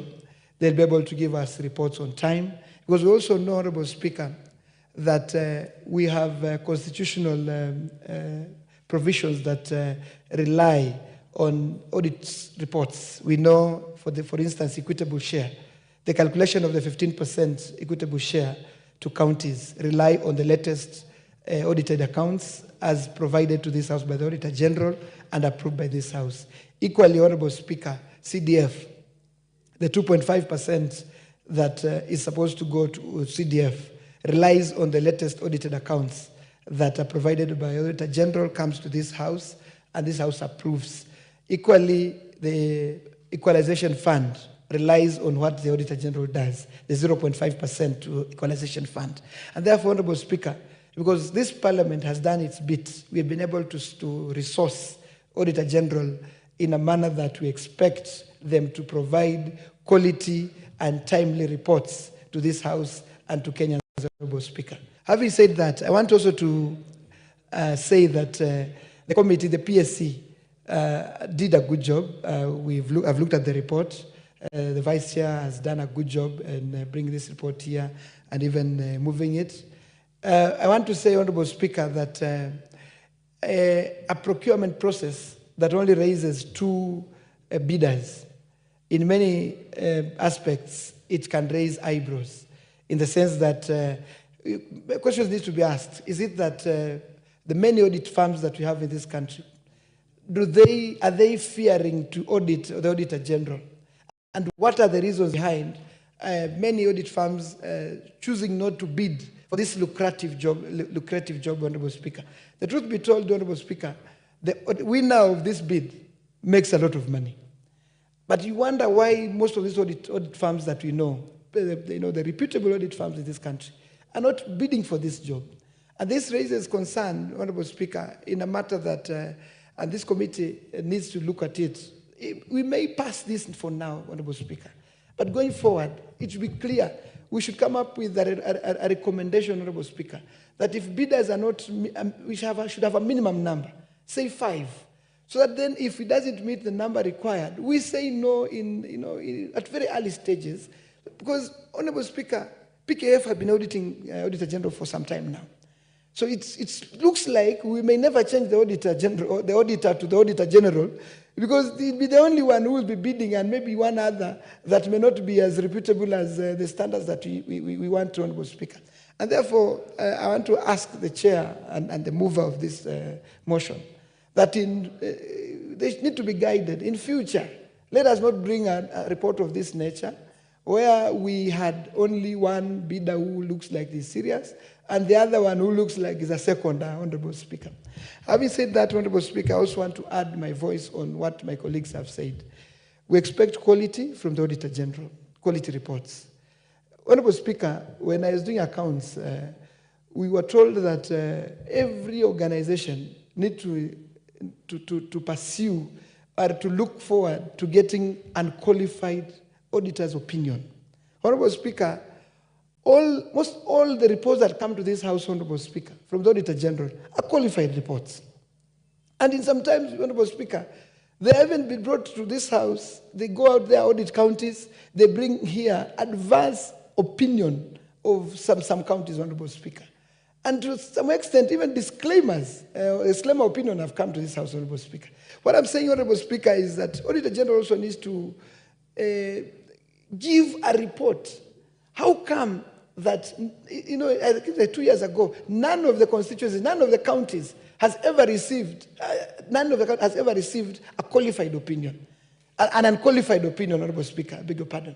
Because we must aspire as public servants, as state officials, the leader, the CEOs of parastatals, Honorable Speaker, the MDs, the governors, those who run funds like even CDF, need to pursue an unqualified auditor's opinion. However, we receive opinions here, Honorable Speaker, that already show that there's a problem in how we manage our financial resources as a country. And therefore, Honorable Speaker, as we get an auditor to audit the Auditor General, we are looking forward, Honorable Speaker, to the report that will come here. And to be honest, Honorable Speaker, I know PKF has also been getting work from the Auditor General to do special audits. PKF has also got jobs to do performance audits in some cases. And therefore, we must also investigate what we call a conflict of interest. PKF should be auditing Auditor General. They should cease to take any job from the Auditor General, so that then there is no conflict of interest. Because I'm imagining PKF may give an unqualified opinion because they know this is a client. And a client, not only a client, but they know they'll still get more jobs through the same client, Honorable Speaker. And therefore, we really need to separate issues here. We must say, honestly, if you want to get quality reports, if you want to have an auditor who look at the actual happenings in our financial management, in parastatals and in government, we must get an auditor the auditor who audits, Auditor General, must not be at the same time auditing books of parastatals and government agencies, and then, when he's auditing the Auditor General, they can sit on a table and say, I'll give you an unqualified report, and because you continue to give me jobs this side. To finish, Honorable Speaker, there's something called materiality in accounting. But these auditors who are sent to audit CDF, Honorable Speaker, they come to constituencies offices, they harass everybody there, they pursue, nowadays they don't do what you call sampling, Honorable Speaker. They saw something called sampling, Honorable Speaker. They visit all projects, which is a good thing. I really support that. When they come to the constituency, they visit all projects. Initially, they used to do sampling. Now, when they go out there to do a few, just to look at what had happened the previous years that they are auditing, they forget something very crucial called materiality in accounting. Materiality, even in auditing, when the Speaker, means a situation whereby an auditor comes, make sure you only look at something that will cause your report not to be informed or not to be to meet the threshold. But they look, they come to a constituency, they go to a classroom, they start saying this paint is not a good paint, and the classroom was done 2 years ago. How could you know a paint was not good that was done 2 years ago, Honorable Speaker? So I want to say and to speak to the Auditor General that let them also be serious when they come to audit CDF, and they should also put a disclaimer in their reports that members of parliament are not involved in the running and managing of day-to-day and any financial activities in CDF. Because what's been happening is a report is leaked in the public, someone picks it maliciously, public. Give him 1 minute to, let's hear him on that. Thank you, Honorable Speaker. What I'm saying, Honorable Speaker, is that these reports, when they are done by the auditors who come to constituencies, before sometimes they get to Parliament here, those reports are leaked to the public. And our opposition, opponents, maliciously pick out these items because many of them are, they did not follow the materiality concept I talked about here, Honorable Speaker. They start branding members of Parliament to be corrupt, to have eaten CDF money, have eaten bursaries, have done A, B, and C. And yet, we know members of Parliament do not have a role in managing the resources of NGCDF, Honorable Speaker. And therefore, Honorable Speaker, I want to support this report, but again, with a rider that in future, if the bidders are not more than 5, then this report should not get its time in this House. Thank you, Honorable Speaker. Very well. Before Dr. Mtunga speaks on it, it's not if you really believe that the threshold is not met, not to pass the report or to reject the report. And that's the business of Parliament. Honorable Dr. Mtunga. Thank you very much, Honorable Speaker, for the opportunity to also contribute to the adoption of the committee report. Honorable Speaker, we are speaking about an audit firm to be approved to audit the Auditor General, the Office of the Auditor General, for several years. Honorable Speaker, this is a very sensitive office. The Office of the Auditor General is the one that we rely upon to know whether government resources are properly utilized. And Honorable Speaker, we know that this House receives quite a number of reports from all over, having been the work of the Auditor General. And the member for Udanwa just spoken, Honorable Mashako, has clearly said that the Committee of Budget and Appropriation apportioned up to and including 8 billion or more to this particular office. 8 billion shillings, Honorable Speaker, is not a little money, and therefore we expect this office to be doing a very good job. But then we are looking at somebody to actually come and audit the auditor, or rather look at the books of the auditor of this republic, the one who is the key, eye or the scrutiny for and on behalf of the public of the books of account of different, institutions, ministries, departments, and agencies. Honorable Speaker, according to the report, I have not been very convinced about the procurement process, Honorable Speaker. There are a few questions that we need to ask ourselves. First of all, we've been presented by one name, with one name. I do not know whether that is a constitutional or legal provision, but we should probably have been given 3 or so names to pick one. Because we are Kenyans and we know these firms, we probably could even have background checks and propose a name that probably could be adopted to audit such an important office. Honorable Speaker, we are talking about the competitiveness, or rather, was the procurement process competitive? Or was the procurement process transparent? did they actually adhere to the freedom of choice of this particular farm? Why do we have one farm or one name presented at this particular instant for us to just either choose or drop? Madam Speaker, if the process was competitive, if the process was transparent, and if there was no form of influence, then did it really meet the thresholds? Was it above board? Madam Speaker, we have this office now, the PKF Kenya Limited, or rather PKF Kenya, being proposed to audit the books of account of the Auditor General for the years 2022, 23, 23, 24, and 24, 25, 3 years. Also, they are the ones who will also audit the mortgage and the car loan scheme, the entire business of the Office of the Auditor General. Madam Speaker, we know the importance of having a clean audit report. A clean audit report basically stipulates that money has been properly utilized and money there is value for money. Madam Speaker, we have received many reports in this House by the Auditor General now, the one who is looking for somebody or a firm to audit their books. The Auditor General's report, and I want to particularly look at the Auditor General's report in relation to county governments and the Auditor General's report in relation to Constituencies Development Fund and maybe a few other cases. If I may focus myself specifically on the Constituencies Development Report, Auditor General, Honourable Speaker, I am private to my own constituencies audited accounts, and I want to declare, since I became a member of Parliament, my oversight role has been thorough to the extent that we do not have a qualified account for those years I've been in charge of Tigania West. And I want to say this, Honourable Speaker, without any fear of contradiction.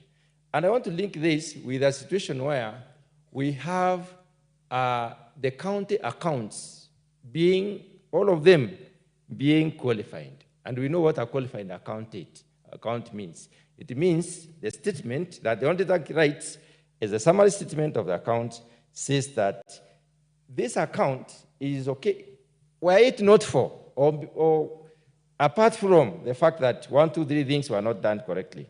It means, therefore, the county accounts are not very clean. And I'm trying to bring to the notice, Honourable Speaker of this House, the statement made, especially at Senate. Whenever senators get a chance to speak about anything, they speak so badly about the NGCDF and why NGCDF should be done away with and how NGCDF has not assisted this country. Honourable Speaker, I want to pick out a few senators without mentioning their names. Those senators especially who have been in this House, they have been members of Parliament, they have had to deal to oversight the NGCDF, and probably they have done a lot of good work in their backyards. But if you hear their statements, Honourable Speaker, and I'm not being personal in this, objectively, Honourable Speaker, if you hear the statements, especially from those who have been members of Parliament, they are so categorical, they are so convincing that CDF is misused by the members of Parliament. Yet there is a CDF Act 2015, which basically governs how CDF is supposed to be utilized, and therefore the processes are very clear. Honourable Speaker, I want to go to the extent of asking this question. When they were members of Parliament, did they actually misuse CDF? Is that what they are trying to tell Kenyans? Some of them appear in the morning shows and evening shows and midday shows, and they are so emphatic on how CDF has been misused. Sometimes you wonder, this has been a member of Parliament for 4 terms, and he has been oversighting CDF.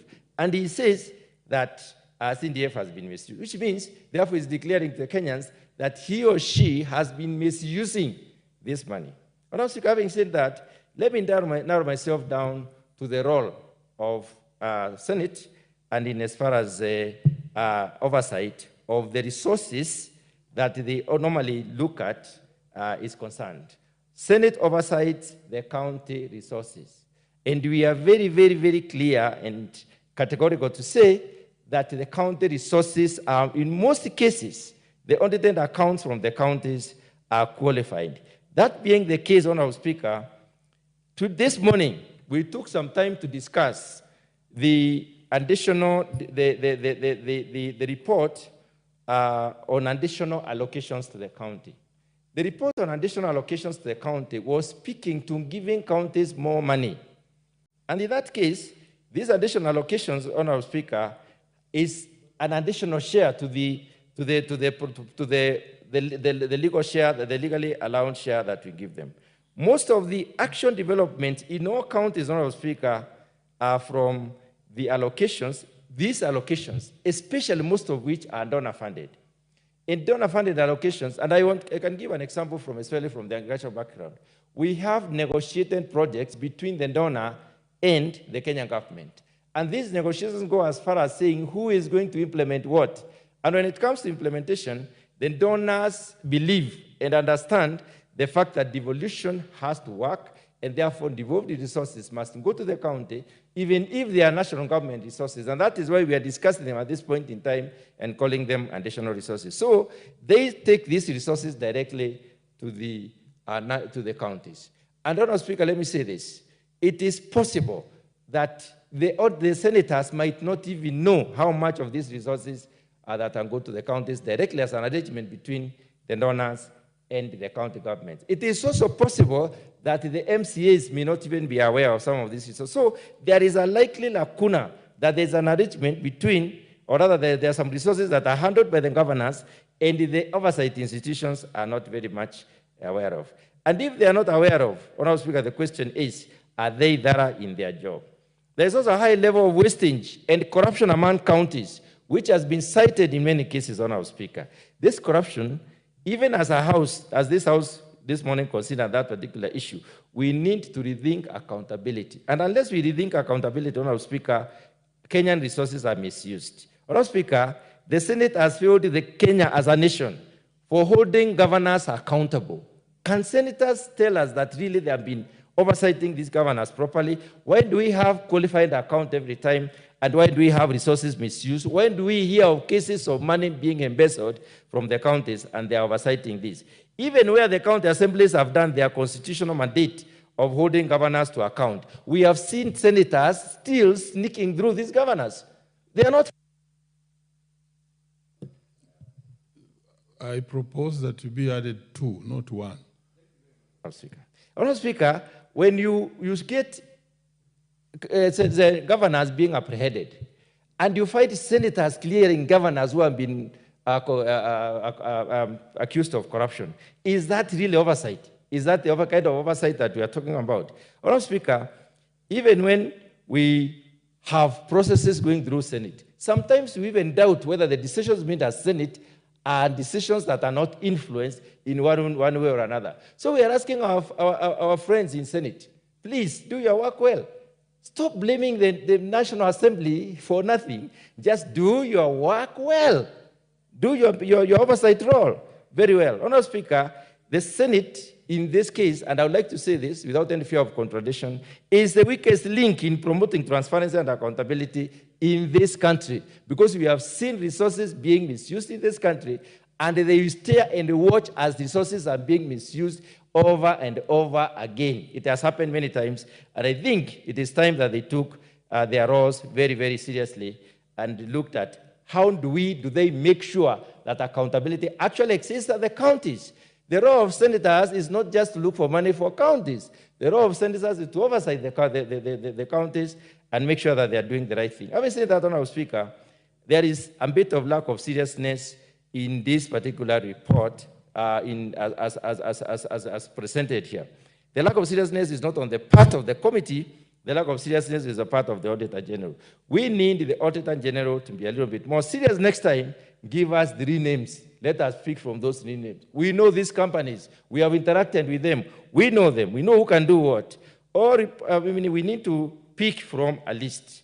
Honorable Speaker, with those very few remarks, I would like to say that I support adoption, but, Honorable Speaker, we need a better approach next time. Thank you very much. What's your point of order, Honorable Tindi?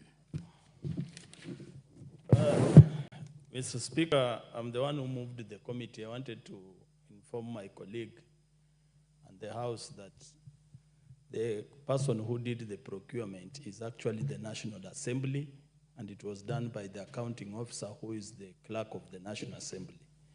And the genesis of the report is based on Article 226, subsection 4, which gives this House the mandate to appoint. Order, Honorable Tindi. Take your place. You being the vice chair of this committee, and now the acting chair, you have order, Honorable Mtunga. You will have a chance of reply. So take your cool and don't be in a hurry. Maybe let me further guide that following the speak of Honorable Mutunga, I refer you to our standing order number 87. In your speak, though I did not stop you, it must be noted as a House that in our standing order number 87.5, it is actually out of order for a member to criticize or call to question the proceedings in the Senate or the other House. And therefore, in future, when you speak on these matters, just apply the laws of relevance and avoid calling out the other House unless we have a substantive motion. Having done that, let me call, and there being no any further interest in this particular one, let me call upon the mover to reply. Thank you, Mr. Speaker. Mr. Speaker, I want to start with thanking my colleagues, the honorable members who have contributed on this report. Mr. Speaker, I want to assure my colleagues and the House and National Assembly in general that the Public Accounts Committee is composed of members who have the interests of the common Kenyan at heart, and therefore any report that comes to this House is a report that has been scrutinized in the best interest of the people and in the best interest of the Republic of Kenya. Mr. Speaker, I want to also agree with my colleagues that going forward, we allow the accounting office of the National Assembly to advertise the tender beyond the boundaries of the Republic of Kenya so that we have more audit firms that will not feel like there's a conflict of interest when they are asked to bid to audit the Office of the Auditor General.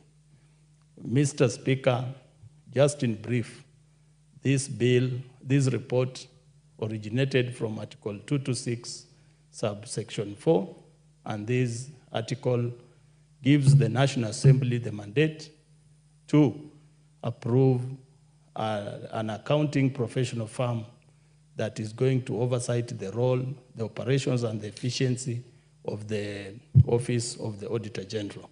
And that's the basis of this report, and that's why I'm pleading with the House to approve the report so that we get a competent firm, being PKF, Partnership LLP, that is going to oversight and audit the operations of the Auditor General. Mr. Speaker, in conclusion, for us to get a prudent use and to monitor the taxpayers' resources, funds, we must get proper audit report, and we must get a proper audit firm that is able to give us the true picture of the expenditure of public funds. And I believe that by supporting this report, we are going to give PKF the chance to audit our Office of the Auditor General and get the right feedback and productivity that we expect in the public sector. With those few remarks, Mr. Speaker, as the Vice Chairman of the committee and the Acting Chair, I plead with the House to approve this report. Thank you very much. Very well. We shall defer the putting of the question until the next sitting. Next order.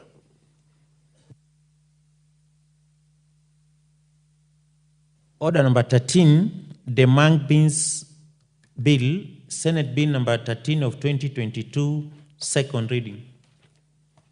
Mover. That is the Honorable Paul Nzengu, MP.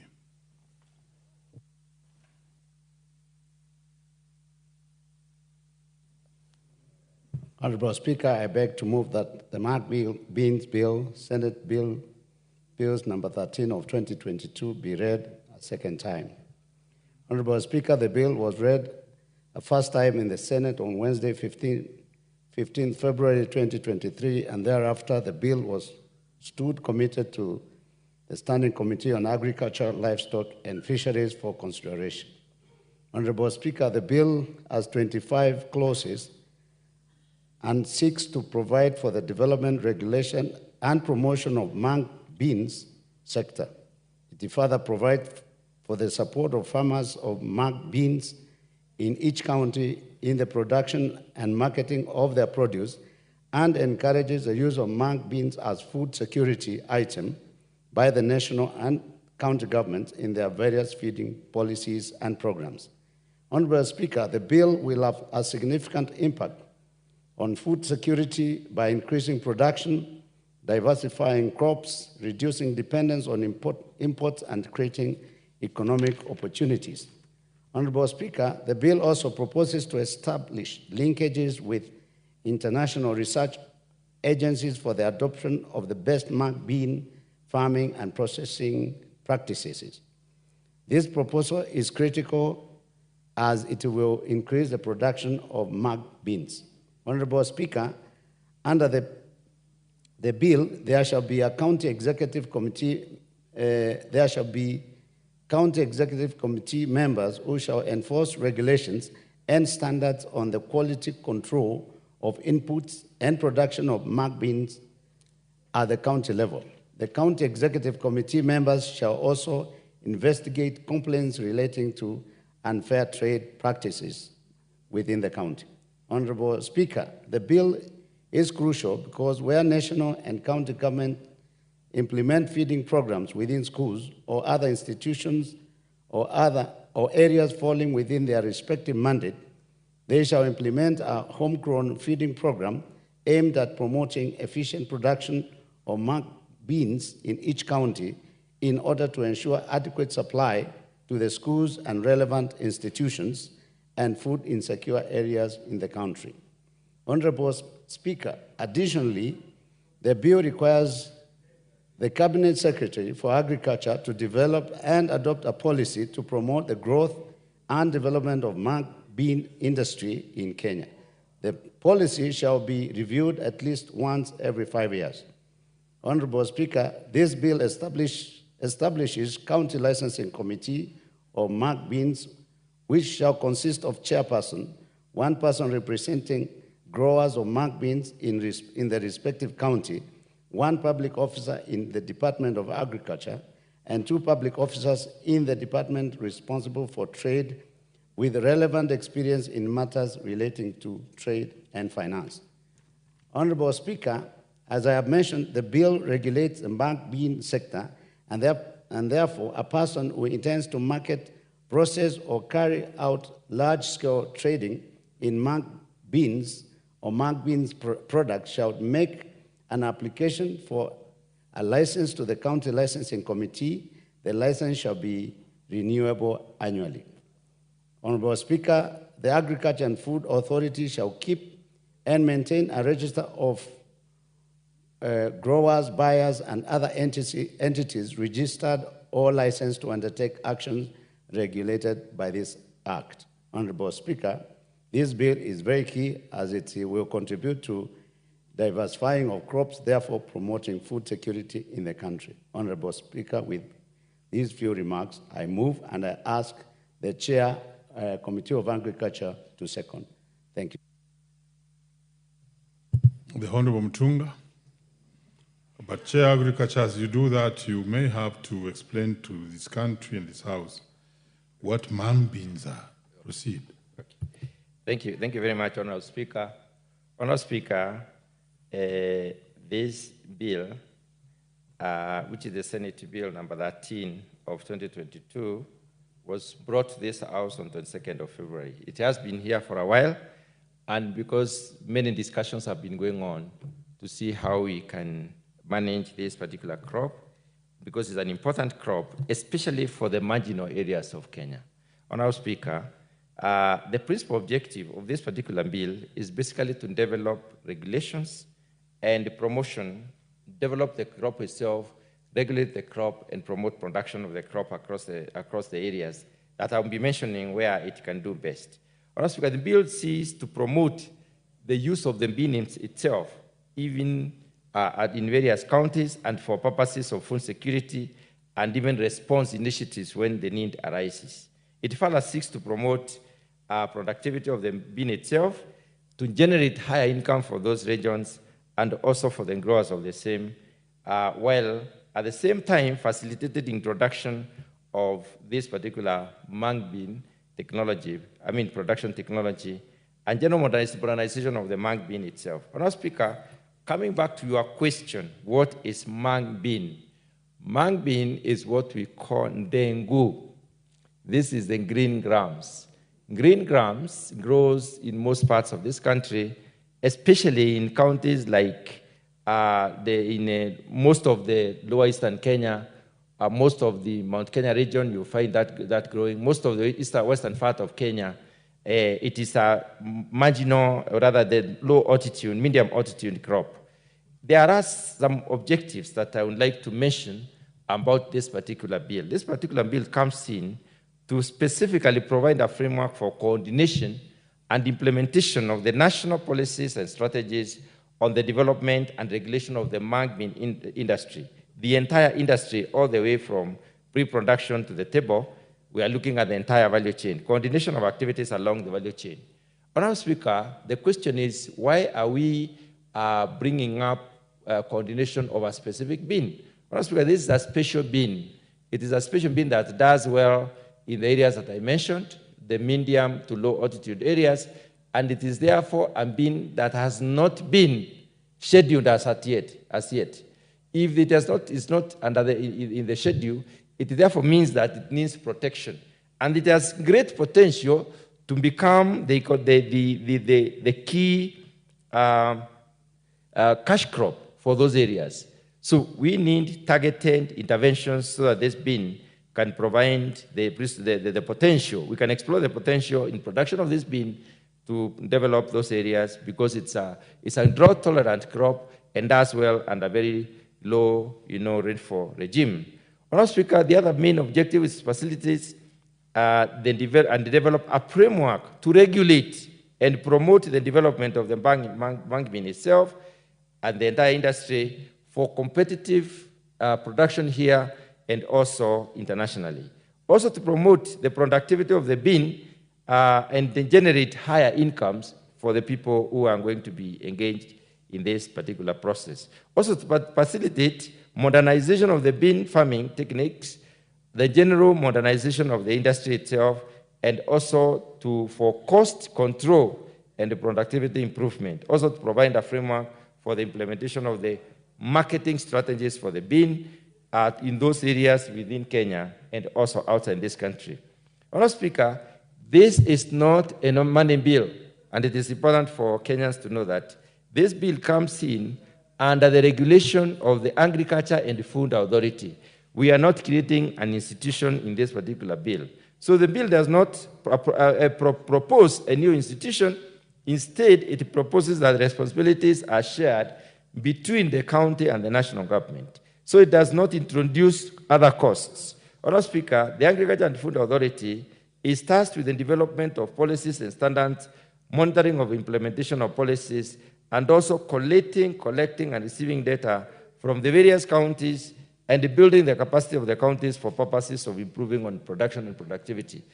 This particular entity has got a food directorate. The food directorate is under which this particular bean falls, and therefore it will be managed under the food directorates. Honorable Speaker, the counties will be required to provide the extension services for this bean, also enforce regulations and standards and market the bean itself, both locally and internationally. So it is advantageous to have the bean because it can give us extra sources of income. Honorable Speaker, I've seen that this bean is the one that is locally known as dengu, which is widely grown in Kenya. There are several varieties of this bean. These varieties have been improved over time. Two main varieties are worth mentioning: the K20, which we call Anko, which matures in between 80 and 90 days, and the N26, which is called Nylon, which also matures between 60 and 65 days.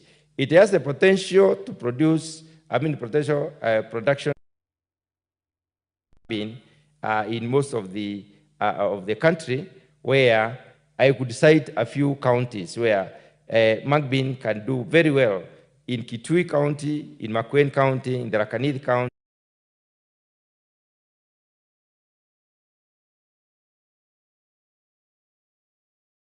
ecology of the counties I've mentioned, Honorable Speaker. Where it is produced as a drying grain in Kenya, other forms also occur. We have the sprouts, the nodus, and the paste can be produced from this particular bean, and this is common in the Asian countries. So the plant can be used both as a human food and also a livestock fodder or feed or green manure after it has been harvested. Honorable Speaker, mung bean has, however, not been categorized as a seeded crop, as I said, under Section 7 of the Crops Act, and therefore it does not enjoy the status or the attention by the national and county government. Therefore, that is the reason why we have brought this particular legislation, so that the crop can get the due attention and therefore be considered as an important crop for those areas and even many other areas. A lot of work has gone on under Kenya Agriculture and Livestock Research Organization, which has developed 3 early maturing varieties. And these 3 early maturing varieties are also highly productive, and there is need to promote dissemination of these technologies, innovations, and management practices to various Kenyans so that they can apply them to produce the bean. A survey that has been done, Honorable Speaker, at the national level in 2020 made the following recommendations, and one of them is that the county government should actually be providing subsidized farm machinery and equipment like plows, harvesters, and threshers to maximize yield and bring down the cost of production of the mung bean in those counties that it is doing very well. The other recommendation, which is important, is that the government should consider increasing the amount of certified seed available for farmers by subsidizing the cost of these seeds and other farm inputs that are related, like fertilizer and agrochemicals, to enable the farmers to produce a mung bean in large quantities. Honorable Speaker, the other recommendation of this particular study is that the national and county government should actually provide crop insurance schemes to cushion farmers against losses attributable to the weather variabilities and also to pests and diseases. The county governments is further recommended that should support the development of the post-harvest management systems, technologies, and aggregation infrastructure to support in this particular bean. Honorable Speaker, many other countries have utilized the mung bean, and I want to bring out 1 or 2 examples. In India, which is the major producer of mung bean contributes to about 30% of the global production. That is India, with Myanmar as a state being leading.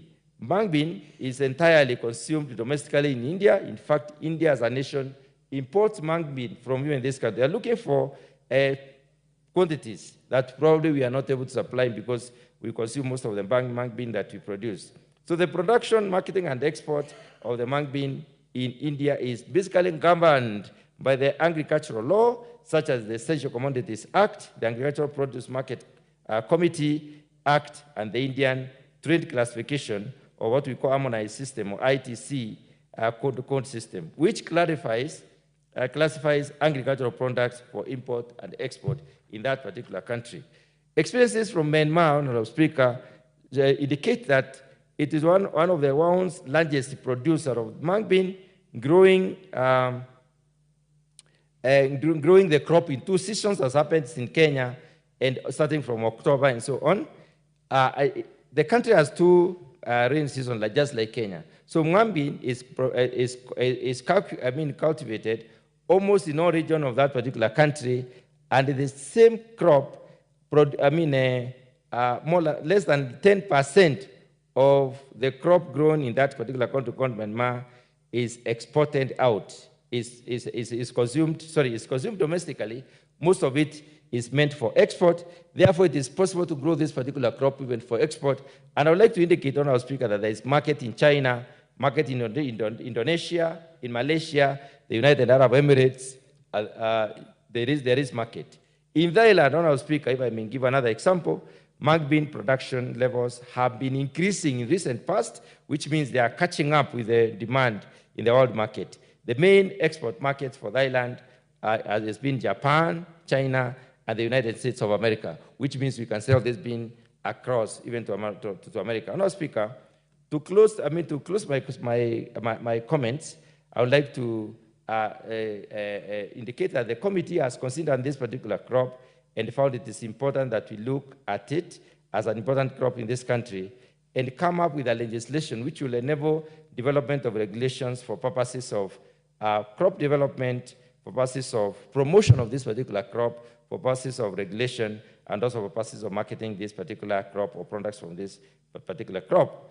In their memorandum, Honourable Speaker, the Ministry of Agriculture and Livestock Development observed that development and promotion of the mung bean value chain is aptly provided for in the Crops Act number 13 of 2013, number 13 of 2013. And therefore, we need to link this particular legislation to that particular Crops Act. Honourable Speaker, the Kenya Agriculture and Livestock Research Organization has proposed amendments that would encourage consultation, collaboration between Agriculture and Food Authority and also the county governments in order to specifically and thoroughly look at how we can improve on the production of this mung bean.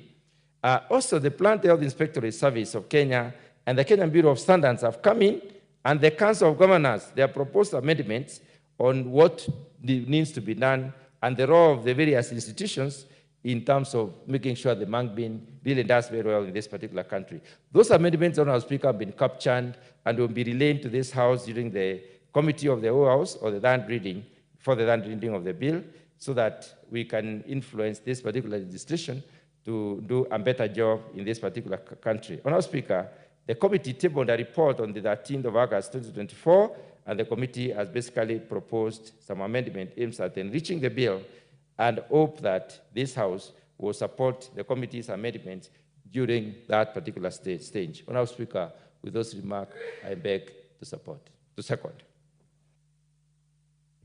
Very well. Some thorough job done by both the mover and the seconder. But what's your point of order, Honourable Tindi Mwale? Are you on a point of order?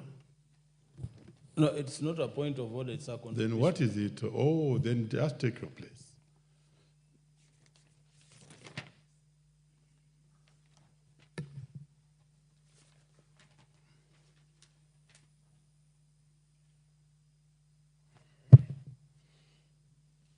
Honourable members, I now propose the question that the mung bean, I'll take it again. Honourable members, I now propose the question that the mung beans bill, Senate Bill number 13 of 2022, be now read a second time. What's your point of order, the Honourable Mbalu? Thank you, Mr. Speaker. Mr. Speaker, I rise on standing order number 96 to persuade you, given the importance of the mung bean, the so commonly referred as ndengu, is grown in many parts of the country and consumed in almost every household, to persuade you that we postpone the debate to a future time that you will take if persuaded. And I do move that the debate be now adjourned. Very well, Honourable Mbalu. Your prayer is accepted by the Speaker, and therefore we defer the debate to the next sitting. What's your point of order, Honourable? I am not trying to differ with my colleague, Honourable Jessica Mbalu, but considering that we have members who have sat here for many hours and their cards are still active, why don't you give them the remaining 15 minutes for those members to talk? Because After all, even if you say we begin tomorrow, still you'll go with the queue of the card. And that one is going to disadvantage the member who has placed in the card and waited to debate. The debate won't end right now. We can start the debate, and we only have like 10 minutes remaining, after which we can continue next time. Very well. We have heard you to Honorable Ndindi. Honorable member stood on standing order number 96. That this debate be adjourned to a later sitting. Honorable members, having heard the Honorable Tindi, who thinks otherwise, I propose the question that this House defers the debate on this particular bill until the next sitting. Will as many as of that opinion say aye. Will as many as of contrary opinion say nay. The ayes have it. Next order. Order number 14, motion enhancing reporting of a parliamentary business on online platforms. Well, this particular bill, this particular motion, I think the mover, I have a report that he had requested that this matter be deferred to the next sitting. Next order. Order number 15, motion, report on the consolidated fund services expenditures for the supplementary estimates 1 for the financial year 2024-2025. The chairman equally to this particular report had requested for its deferment. Next order. Order number 16, the coffee bill, Senate Bill number 10 of 2023, second reading. You can see the mover in the House, the Honorable Mutunga.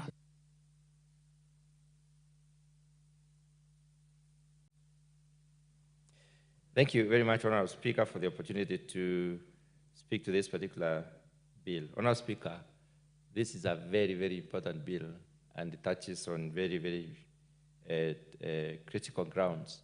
And Honorable Speaker, I would like to propose that as the co-sponsor of the bill and mover, I would like to propose that it is deferred to the next stage when we have more members so that they can get the gist of the matter as I move, and then they will be able to help us in developing a good legislation.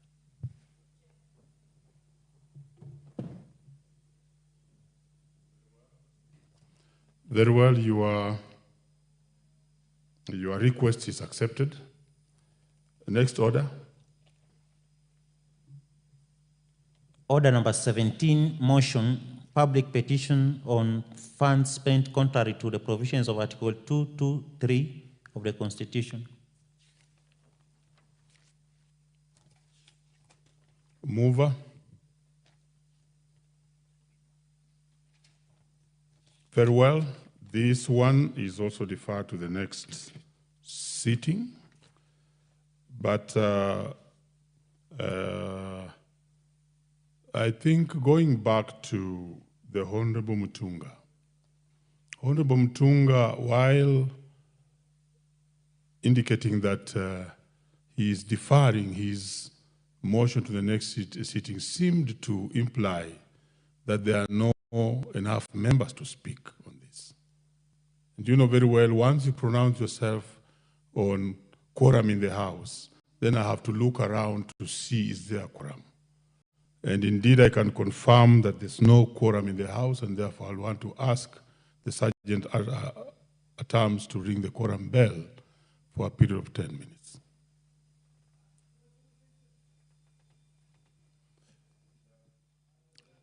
Order members, I'm directing that once a member rises from his place and seems to indicate that there's no quorum in the House, then me as the Speaker has to confirm whether quorum is there. The Honorable Mutunga, while seeking his matter or his bill to be deferred, did mention the issue of quorum. And therefore, we are very much in order to ring the quorum bell. Thank you.